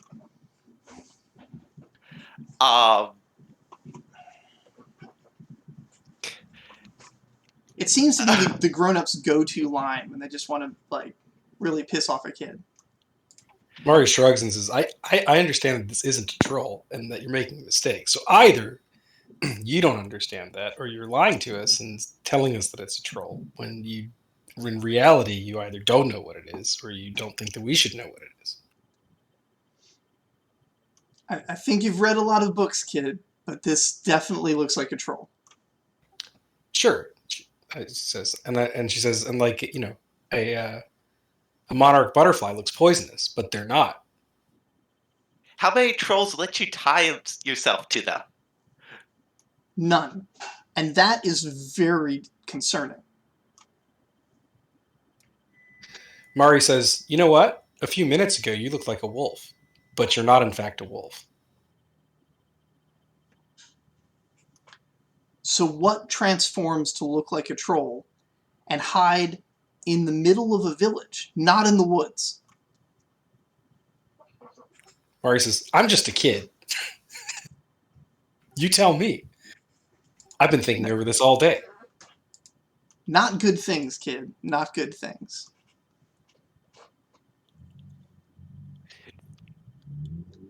The troll seems a little bored of these proceedings and looks like it's turning to enter the forest. I'm going with. With Nest still tied to it. Mari says, if it's something malicious, then she thinks for a moment and then she says, well, I mean, if I was trying to get all of the people in the village to come out and all the powerful people in the village to come out and deal with something, I would pretend to be a troll and then everybody would leave the village and then I could do whatever I wanted in the village when everybody's out.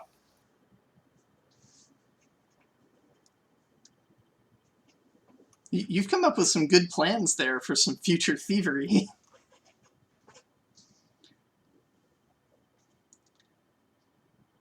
The druid is cursing under their breath as they try to keep pace with the troll. They don't want to lose it, but they also don't want to attack it while Nest is attached to it. Nest is like encouraging the troll on. It's like, go faster. Kind of gesturing in like directions to like cut through that might make it more difficult to follow.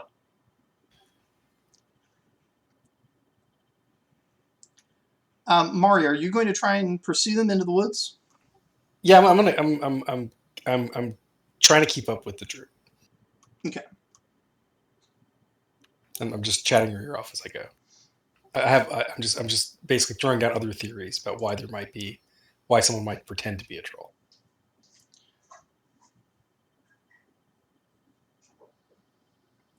Cutting back to Kyleel for a moment.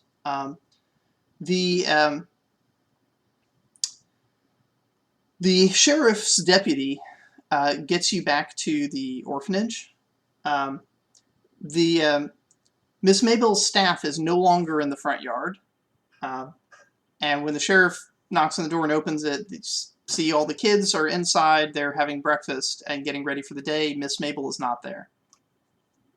The deputy doesn't know what to do because they were expecting to find Miss Mabel, so they're just like, you just stay here, and they close the door behind them and run back up the road.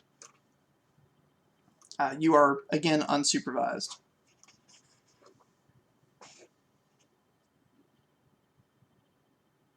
I guess I'll ask the kids like what happened to Miss Mabel. None of them seem to know. When they woke up, breakfast was already laid out on the table, and Miss Mabel was nowhere to be seen. A couple of them note that her glasses are not on her desk, and her staff is not in the front yard. Mari says, maybe the troll's Miss Mabel. Maybe she's got some sort of disease. Mari says, that's probably not true, because from what I hear about Miss Mabel, if you attacked Miss Mabel, or even threatened her, she would just basically turn you into a pile of ash or something. I think she's a very powerful wizard. Everyone's afraid of her. The druid actually slows down a second to let you catch up and says, what's this about Miss Mabel? She has powers? Mari says, I don't know. She seems to. What kind of things can she do? I've never seen her do anything. But the rest of the people in the town seem to be pretty afraid of her. She says, and then Mari kind of scratches her sideburns a bit and then says, actually, I think she did just turn a bunch of people into nothing, I guess. Their clothes were left behind.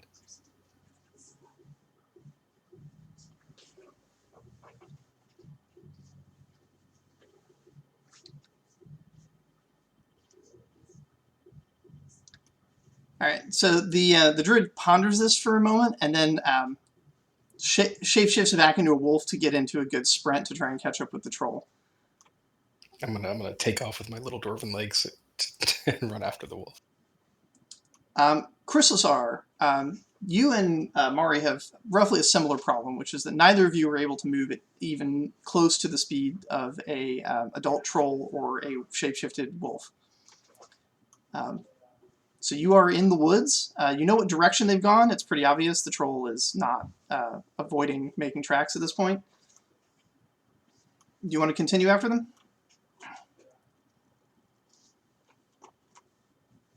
I want to see this through, so I'm going to do what I can. Yeah. Okay. So we're just running after. Cool. As you run, a gray wolf with white stripes runs past you, turns its head to look and says, more kids, good grief. Which is a strange thing for a wolf to say, because generally wolves can't speak. And then it proceeds further ahead. As it passes by, I shout while panting, and I just say, you look like a wolf, but you're not a wolf. It looks like a troll, but it's not a troll. And I hope that it hears me. Mari is just frustrated that a bunch of shapeshifters think that something pretending to be something else is patently ridiculous. Next, the wolf, I'm sorry, not the wolf, the troll comes to a clearing and comes to a pretty abrupt stop before entering the clearing. You've heard the kids describe this place before. It's a place that's a little darker than it should be, and there's no trees there. The troll is going to take the long way around. But in the moment where it's paused, it seems to have noticed that you're still attached. And so it takes Two thumbs up. Yeah, it takes a moment to detach you, and very gently pats you on the head, and then proceeds to charge off at a much faster speed than it was capable of safely traveling when you were on it. All right. Can I see the wolf that's trying to chase it? The wolf is coming up the path, yes. I'm going to run in the complete opposite direction. Now that, if the wolf's coming from one way, the troll's coming the other way, I'm running in a complete like third direction to challenge them whether they're going to find the kid who's going to run off in the forest alone, or if they're going to track this troll. Okay, are you going to run into the clearing? I'm not going into the clearing because I've been told that this is a bad place. Okay. I'm basically challenging the wolf to go, because I know I'm not going to outrun the wolf, but the wolf has to go catch me rather than the troll. Okay. Make an agility check with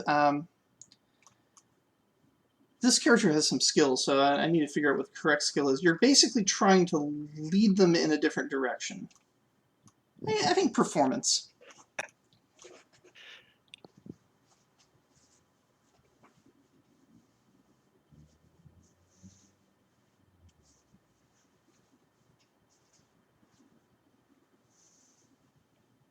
Can I talk myself into leadership if I like shout, it's either me or the troll? And before I do so? Yep.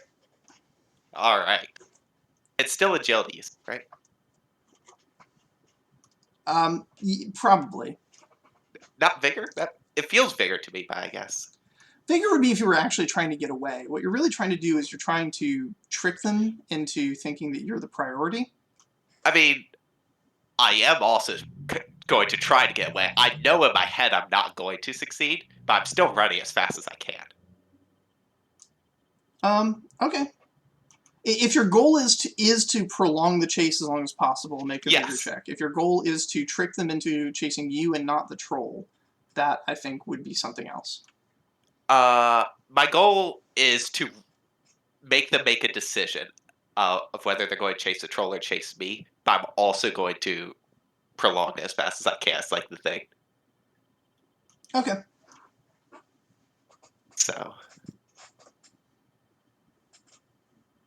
I feel like the end game of that would be whether you would be capable of like redirecting in the end, and if you're flat out sprinting, you can't know whether they're following you or not.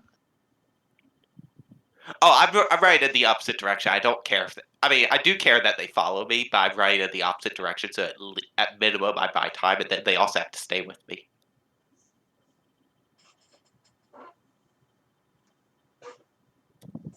But that's 2 successes. Okay. All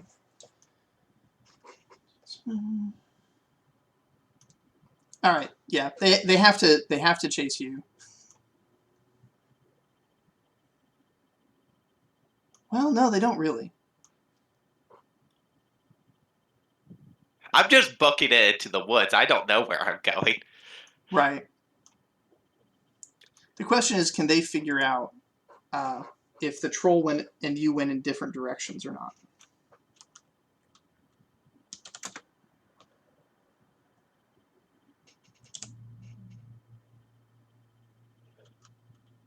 I mean, I did tell them that was either me or the troll.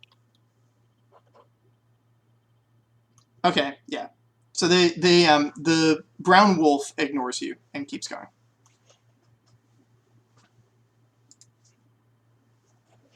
Well, I'm still just going to run into the woods at this point. Recklessly. Okay.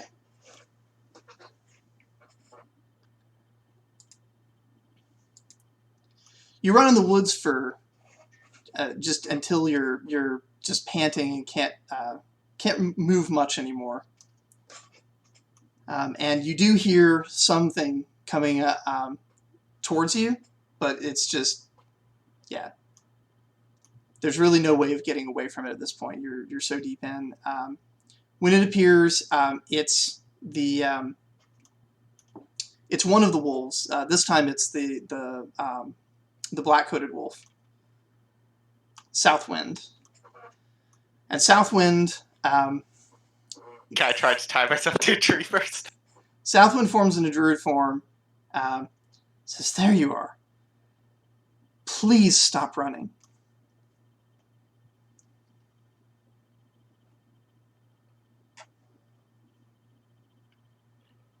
Is there a way, can I like tax myself to try to run again? Yes. What would I be taxing?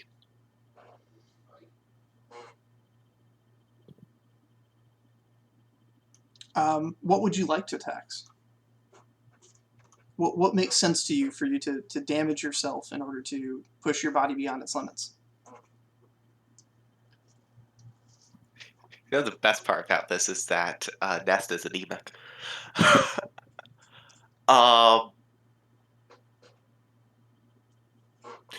I, I'm going to try and talk myself into taxing my composure actually, because Nest is like very very focused on you know not okay. So Nest is like very like determined. Determined is probably the better word to make sure this troll gets away. That troll friend gets away. And so the more annoyance that Nest can cause, the better. And Nest knows that at the end of the day, they're going to at some point catch her, and they will drag her back to Orphanage. So she's just going to, you know, stray herself as much as she can to just keep going despite the pain, despite the general lack of breath. Okay. Yeah. Do I just make that same roll again? Yeah.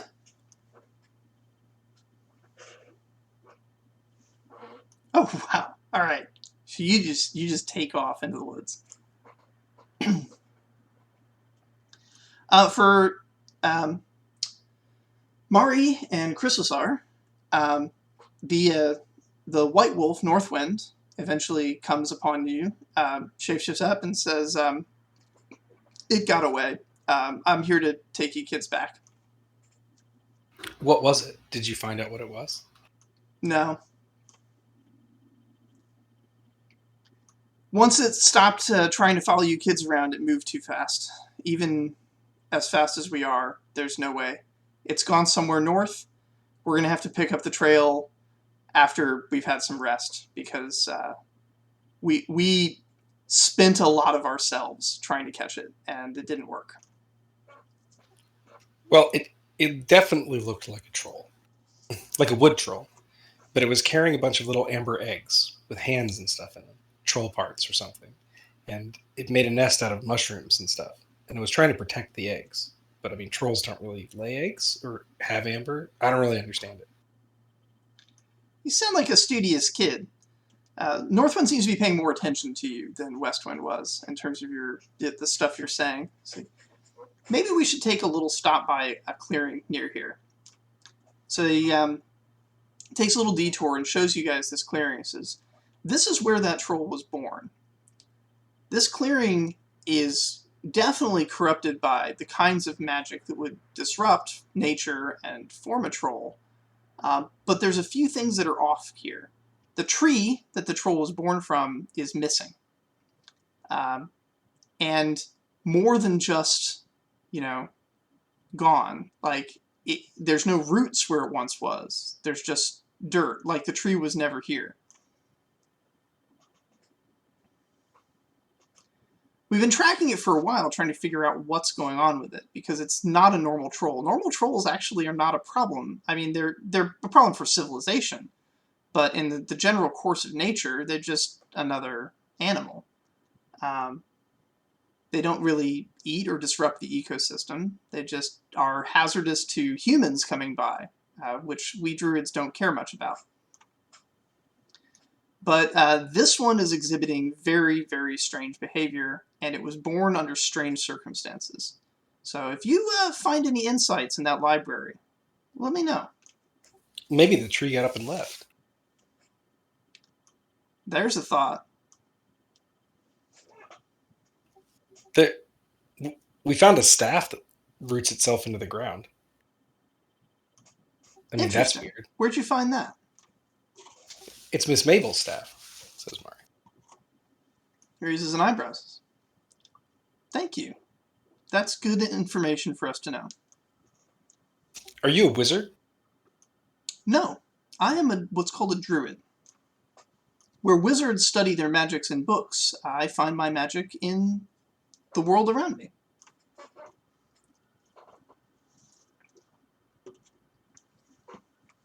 Mari doesn't seem as interested anymore. That's okay. Stick to your books, and I'm sure you will have quite fun adventures.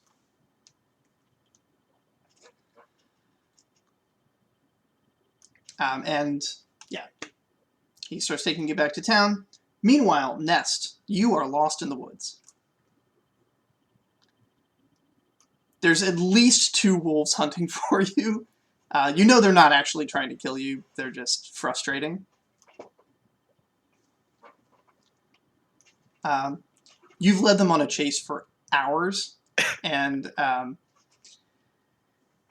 now you're not sure exactly where to go, only that you've been going away from wolves.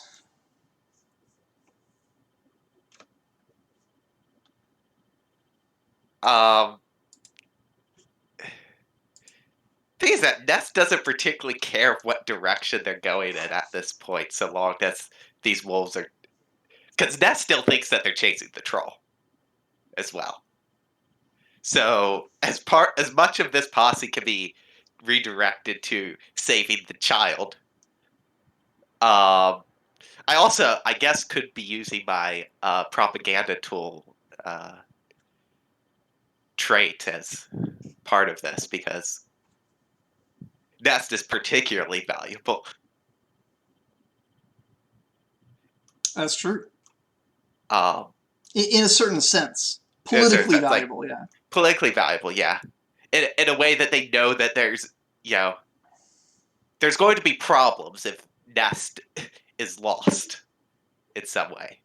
Are you going to call out with any kind of call? You would give away your position, but that's kind of the point, right? Yeah.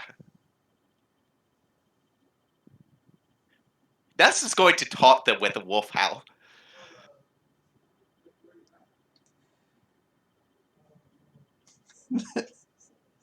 That's definitely going to anger them. And yeah, just change direction at this point. Just start running again. Okay. Again. You run for a little bit, howling. You feel like you're about to trip when suddenly somebody catches you with their arms.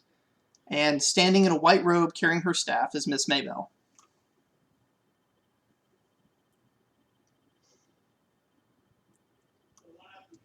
She is wearing her glasses, but she seems to have put some some kind of paint or makeup in a vertical stripe over her eyes, under her glasses. You're not sure what that necessarily means, but yeah. It does, when the light hits her glasses in a certain light, make her eyes look like big owl eyes. And she picks you up and says, "It's time for us to go home. Have some dinner. Are you okay?" She's checking you for scrapes and bruises. At this point, Nest is just too tired to probably even, speak for a little bit. And being so suddenly arrested and having that adrenaline, flow out, Nest, sort of just collapses. All right. She picks you up and starts carrying you back. You can hear the wolves come up behind her and shapeshift, and they tell her to stop. She just is ignoring them. She's not running. She's just walking. You hear them say something in that elven speak you heard them say earlier, but nothing happens. And you guys just keep walking back down the hill. She stops by Grammy's to get some extra cookies and takes you all back to the orphanage for the end of an exciting day.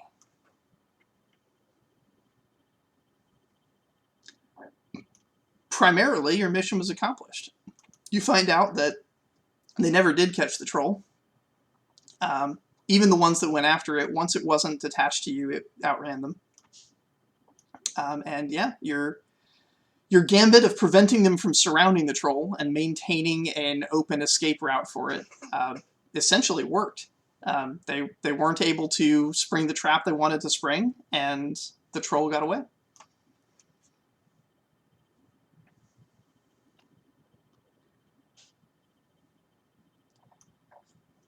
You do recall what the words sounded like that they were saying in Elven to Miss Mabel. If you want to share those with any of the Elven speakers among the kids when you get back, you'll have an opportunity to do that right now because it's time to boast about today's events.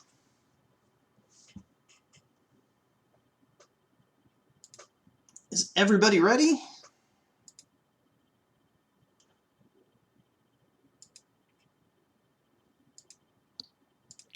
I guess Ness should go first. Ness having eaten something and taking a drink and still, like, basically stuck to the chair that Ness sat on the second that Ness got into the orphanage. They'll go, "We saved the wood troll, y'all. We did it. They couldn't stop me. We went there. Even though it doesn't speak common, but it did understand us when we acted, and we got it out of the small wood path we got found earlier. Got it into a bigger wood path. These, like, the wolf druids that you mentioned, point out to, like, the prior adventuring group. They tried to stop us, but they couldn't stop us. I tied myself to the troll friend, and the troll friend was okay with it. And eventually, we got a head start, and troll went one way, I went the other way. The wolves never caught me.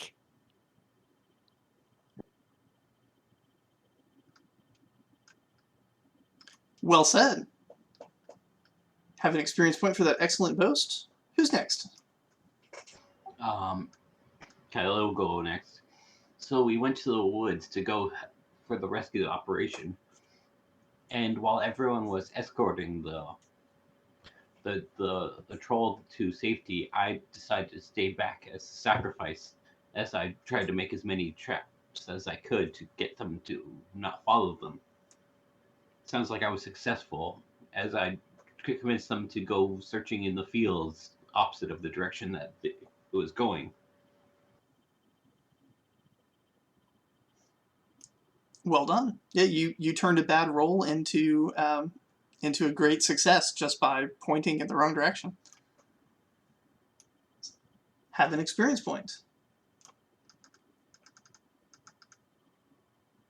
Next up. So I'll say so we went out to help this troll, which I wasn't really good about it anyway, because my uncle told me that if you try and help trolls, what they'll mostly do is they'll tear your head off and then eat your eyes. But this troll was a nice troll, and it was so nice that we were pretty sure that it's not a troll. But then all the adults came, and the adults said, "Get away from that troll." And I said, "It's not a troll." And they said, "No, it's totally a troll because it looks like a troll." And then they turned into wolves and ran off. Adults are really dumb. They don't seem to understand these things. And so anyway, the troll got away, and then the adults all turned into wolves, and then they said that they were wizards, but then they weren't wizards, and I was very disappointed in the entire thing.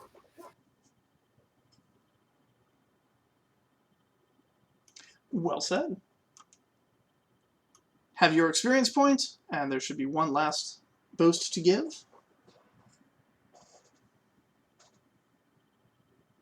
Sorry, I'm trying to compose myself from his.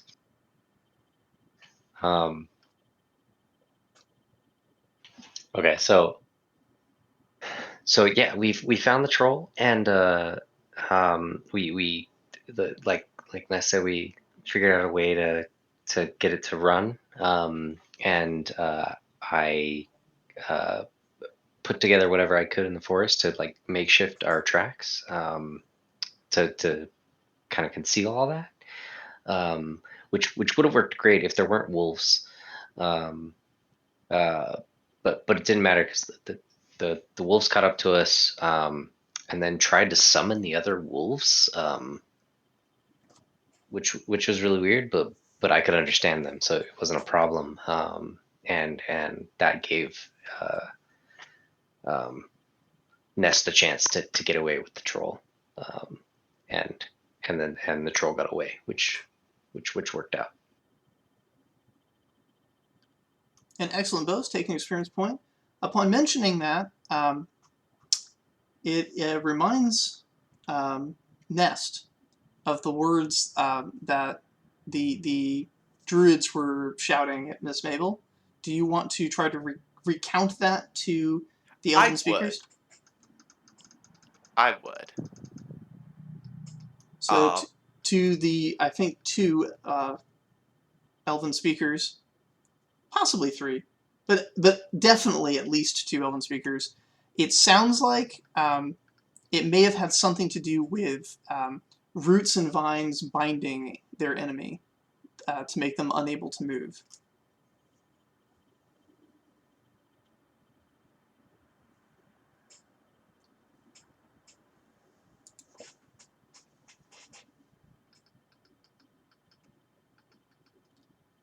I'll translate that back just as. So it's not just left in the dark.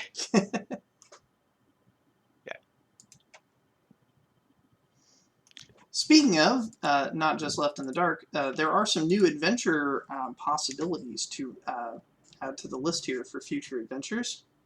We're going to put a investigating the glowing moss.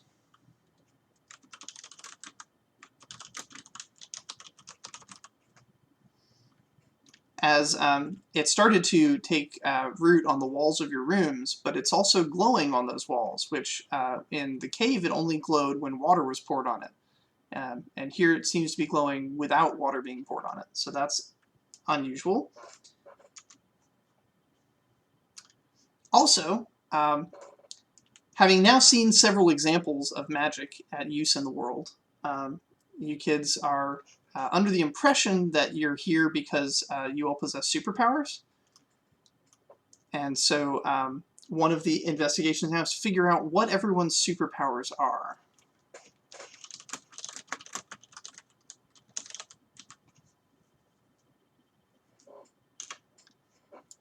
This may be hampered somewhat by the fact that none of you have superpowers, but it's still something to investigate.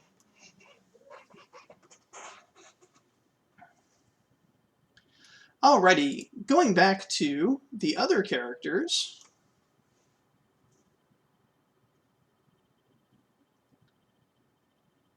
So I'm going to start at the top of the list tonight and just go through. Reggie had another day with the carpenter.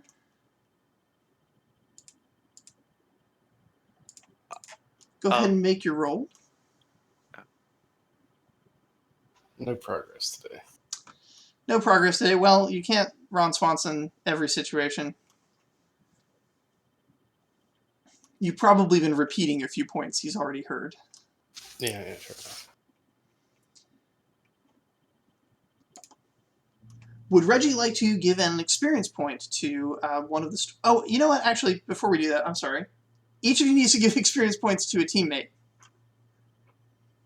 So, Mari, would Mari like to give an experience point to one of their teammates?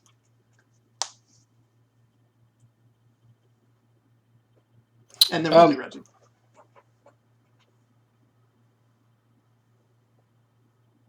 I mean, Troy's character stuck with me when we were chasing the wolf and we were trying to make sense of things. So I think that's probably the best.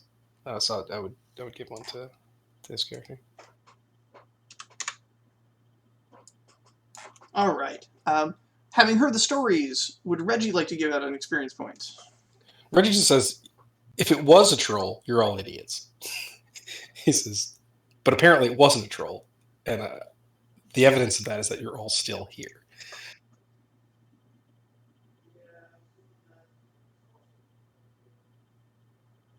So he's not going to give experience to someone who tied themselves to a troll, for sure. To what they honestly believed to be a troll. Or the person that tried to cover up the tracks of the troll. Actually, he'll give one to Viv for being extraordinarily brave. He refers to it as stupidly brave, but you did chase the dangerous creature from around here, so it'll go bother somebody else.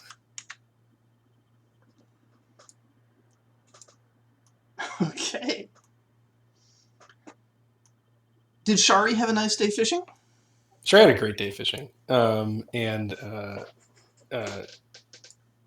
she was particularly interested in being tied to the troll, so she'll give one to Viv as well.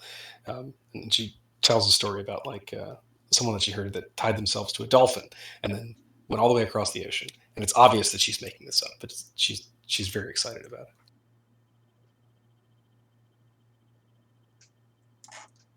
Who would she like to give her experience point to? She'll give it to Viv for being so brave as to tie yourself to a wild animal. She says, one day I'm going to tie myself to a whale and go all the way to Cortland. Right on. Added to the adventure list. Elros, having heard the stories and also having previously met the troll, Elros spent the day at the orphanage. Did Elros learn anything new at the orphanage today? Yes.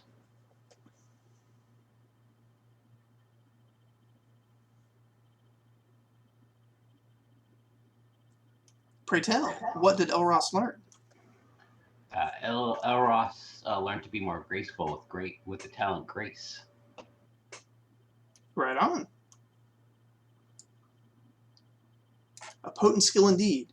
And having heard the stories of what went on with the troll that you met that one time, who would you like to give an experience point to?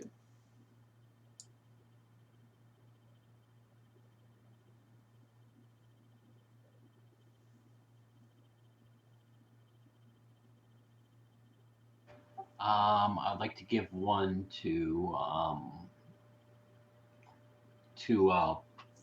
Mari for just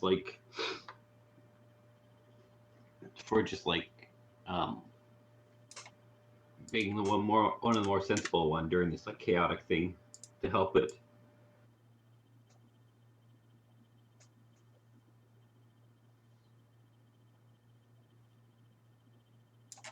Okay. And then Glup, having heard the stories. Glup was spent the time at the carpenter. I think Glup needs to make their roll for that.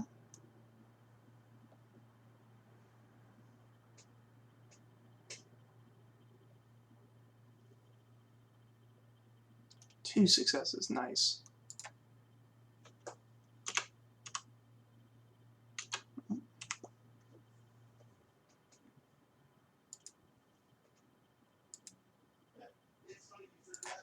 Almost halfway through that carpenter. And who would Glup like to give their experience point to today? We'd like to give it to Troy's character for being able to concealing.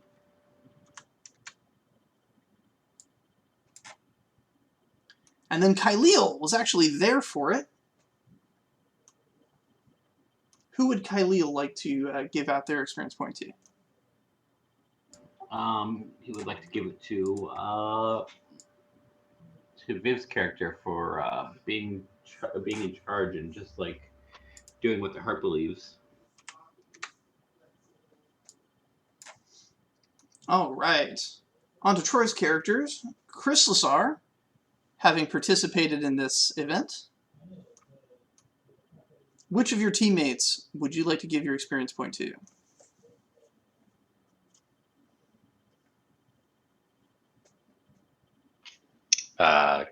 Kyleel for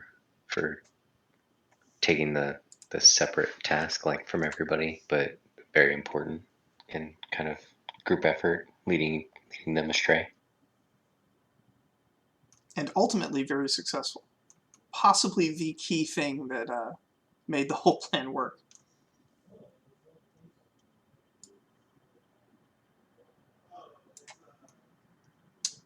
Let's see. Kofric spent the day at the carpenter. Go ahead and make your roll. Persuasion plus empathy. Did Kofric learn some persuasion skills from spending time at the inn? Mm-hmm. Oh, there might be several dice on the table today. Just a little bit. Not a lot.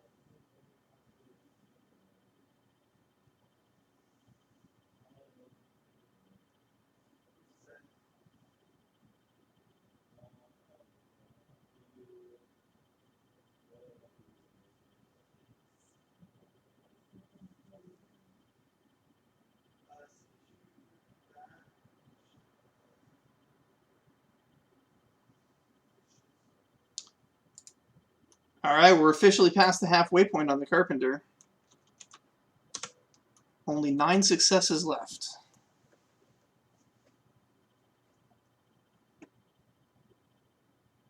Nice.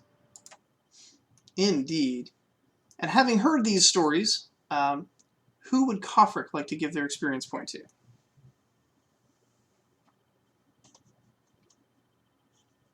Kofric's gonna give experience to Nest. Um, uh, for what he others would call stupid, he calls heroic. Defending the troll at all costs.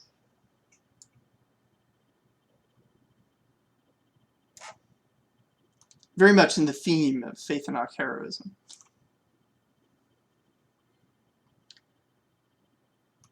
And Mina spent the day at, was it the Orphanage? Is that what you ended up going with? No, she ended up going to the Miller.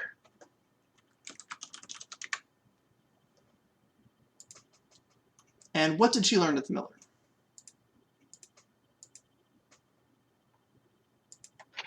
She increased her investigation, so she learned how to examine things more thoroughly. Excellent. And having heard all these tales, to whom would she give her experience point to? In keeping Mari for overanalyzing this shit out of that situation.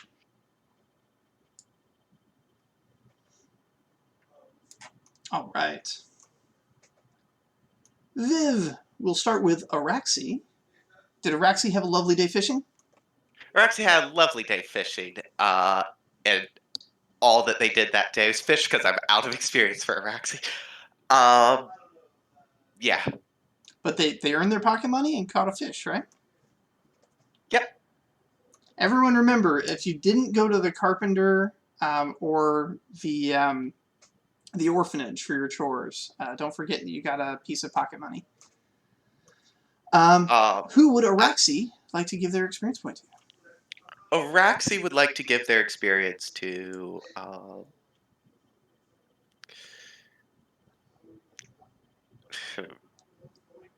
probably Kyleel, because Kyleel did the lonesome activity. Not necessarily because Araxi appreciates how important it was, but because Kyleel successfully got away from the group in Araxi's mind.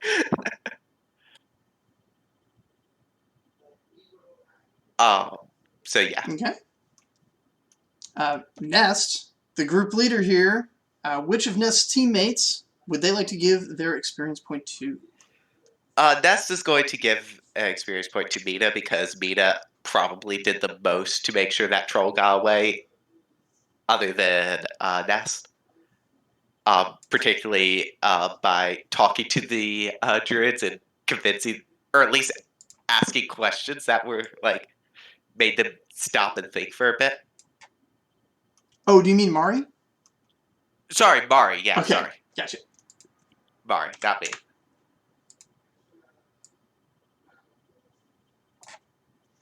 And Wampy. Who most impressed Wampy with their chaos?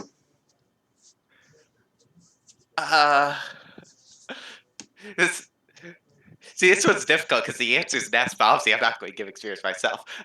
So probably, probably going to give it to Kyleel again because even though they didn't go with the wood troll, getting caught is still just causing maximum chaos and lead an entire posse away. It's pretty cool. So. Right on. And did Wampy learn anything fun at the end? Yes. Wampy learned that performance is key to playing on the tough halfling luck. All right.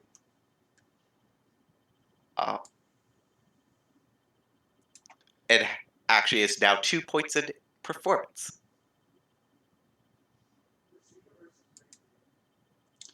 So once everyone is bedded down,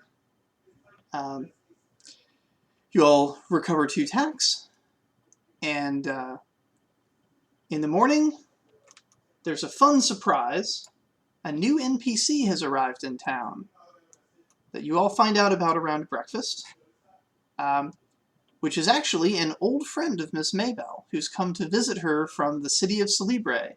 And this friend is a tailor. So starting next session, characters can have the option to spend their day with the tailor to have a costume made for when they want to play or just wear on their adventures. The costumes will be of whatever their preferred hero is, but they have to spend a day with that as the thing that they're doing. So basically chores with the tailor, and you get a costume of your favorite character that your child likes to play as. And I think that's about where we're going to end it. Did anyone have anything they wanted to talk about or examine before we close up?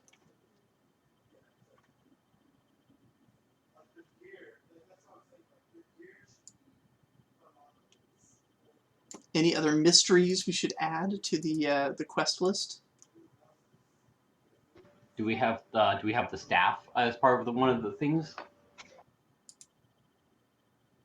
Oh, you could investigate. We're just going to call that what is Miss Maple? Yeah, I was The going to better say. question is, when is Miss Maple? Nobody has ever asked how is Miss Maple. There definitely should be some follow up on that, like why plant shit didn't work on her, or whatever, vine magic. All right, I've added that to the list.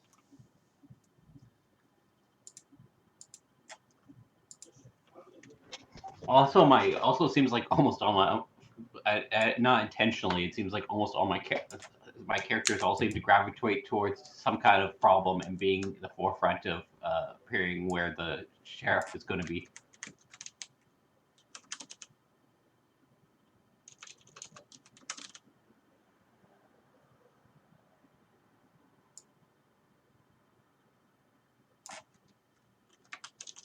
Yeah, did you just make sheriff magnets? Also, I'm curious, so this tailor can tailor costumes about everyone. What would a costume of Kite look like? It would probably have like a little stuffed cat on the shoulder. Or just be a person, a cat? It's the whole. Yeah, there'd be a person. There'd be like a cloak that's rigged so that there's like a little like stuffed cat doll sitting on the shoulder.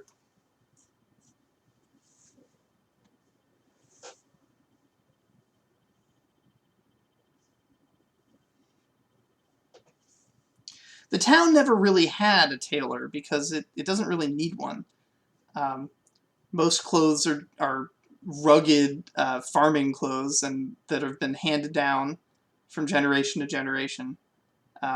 Even when the orphanage was first starting up, Miss Maybell's initial chest of clothes were all donations given by the locals, not anything professionally made. But this guy is some friend of hers from Celebre who's come down with a cart of actual sewing supplies ready to actually create whole new things. So yeah, that'll be a thing that can be done. It does take time though. Like I said, it's something where a child who wants to get a costume will have to spend the day as that's the thing they're doing. Oh yeah, and there's also at some point there's a judge that's supposed to be coming down here from some fancy town. There is. In a couple days, a judge is going to come to put the dude on trial who was in the jail cell.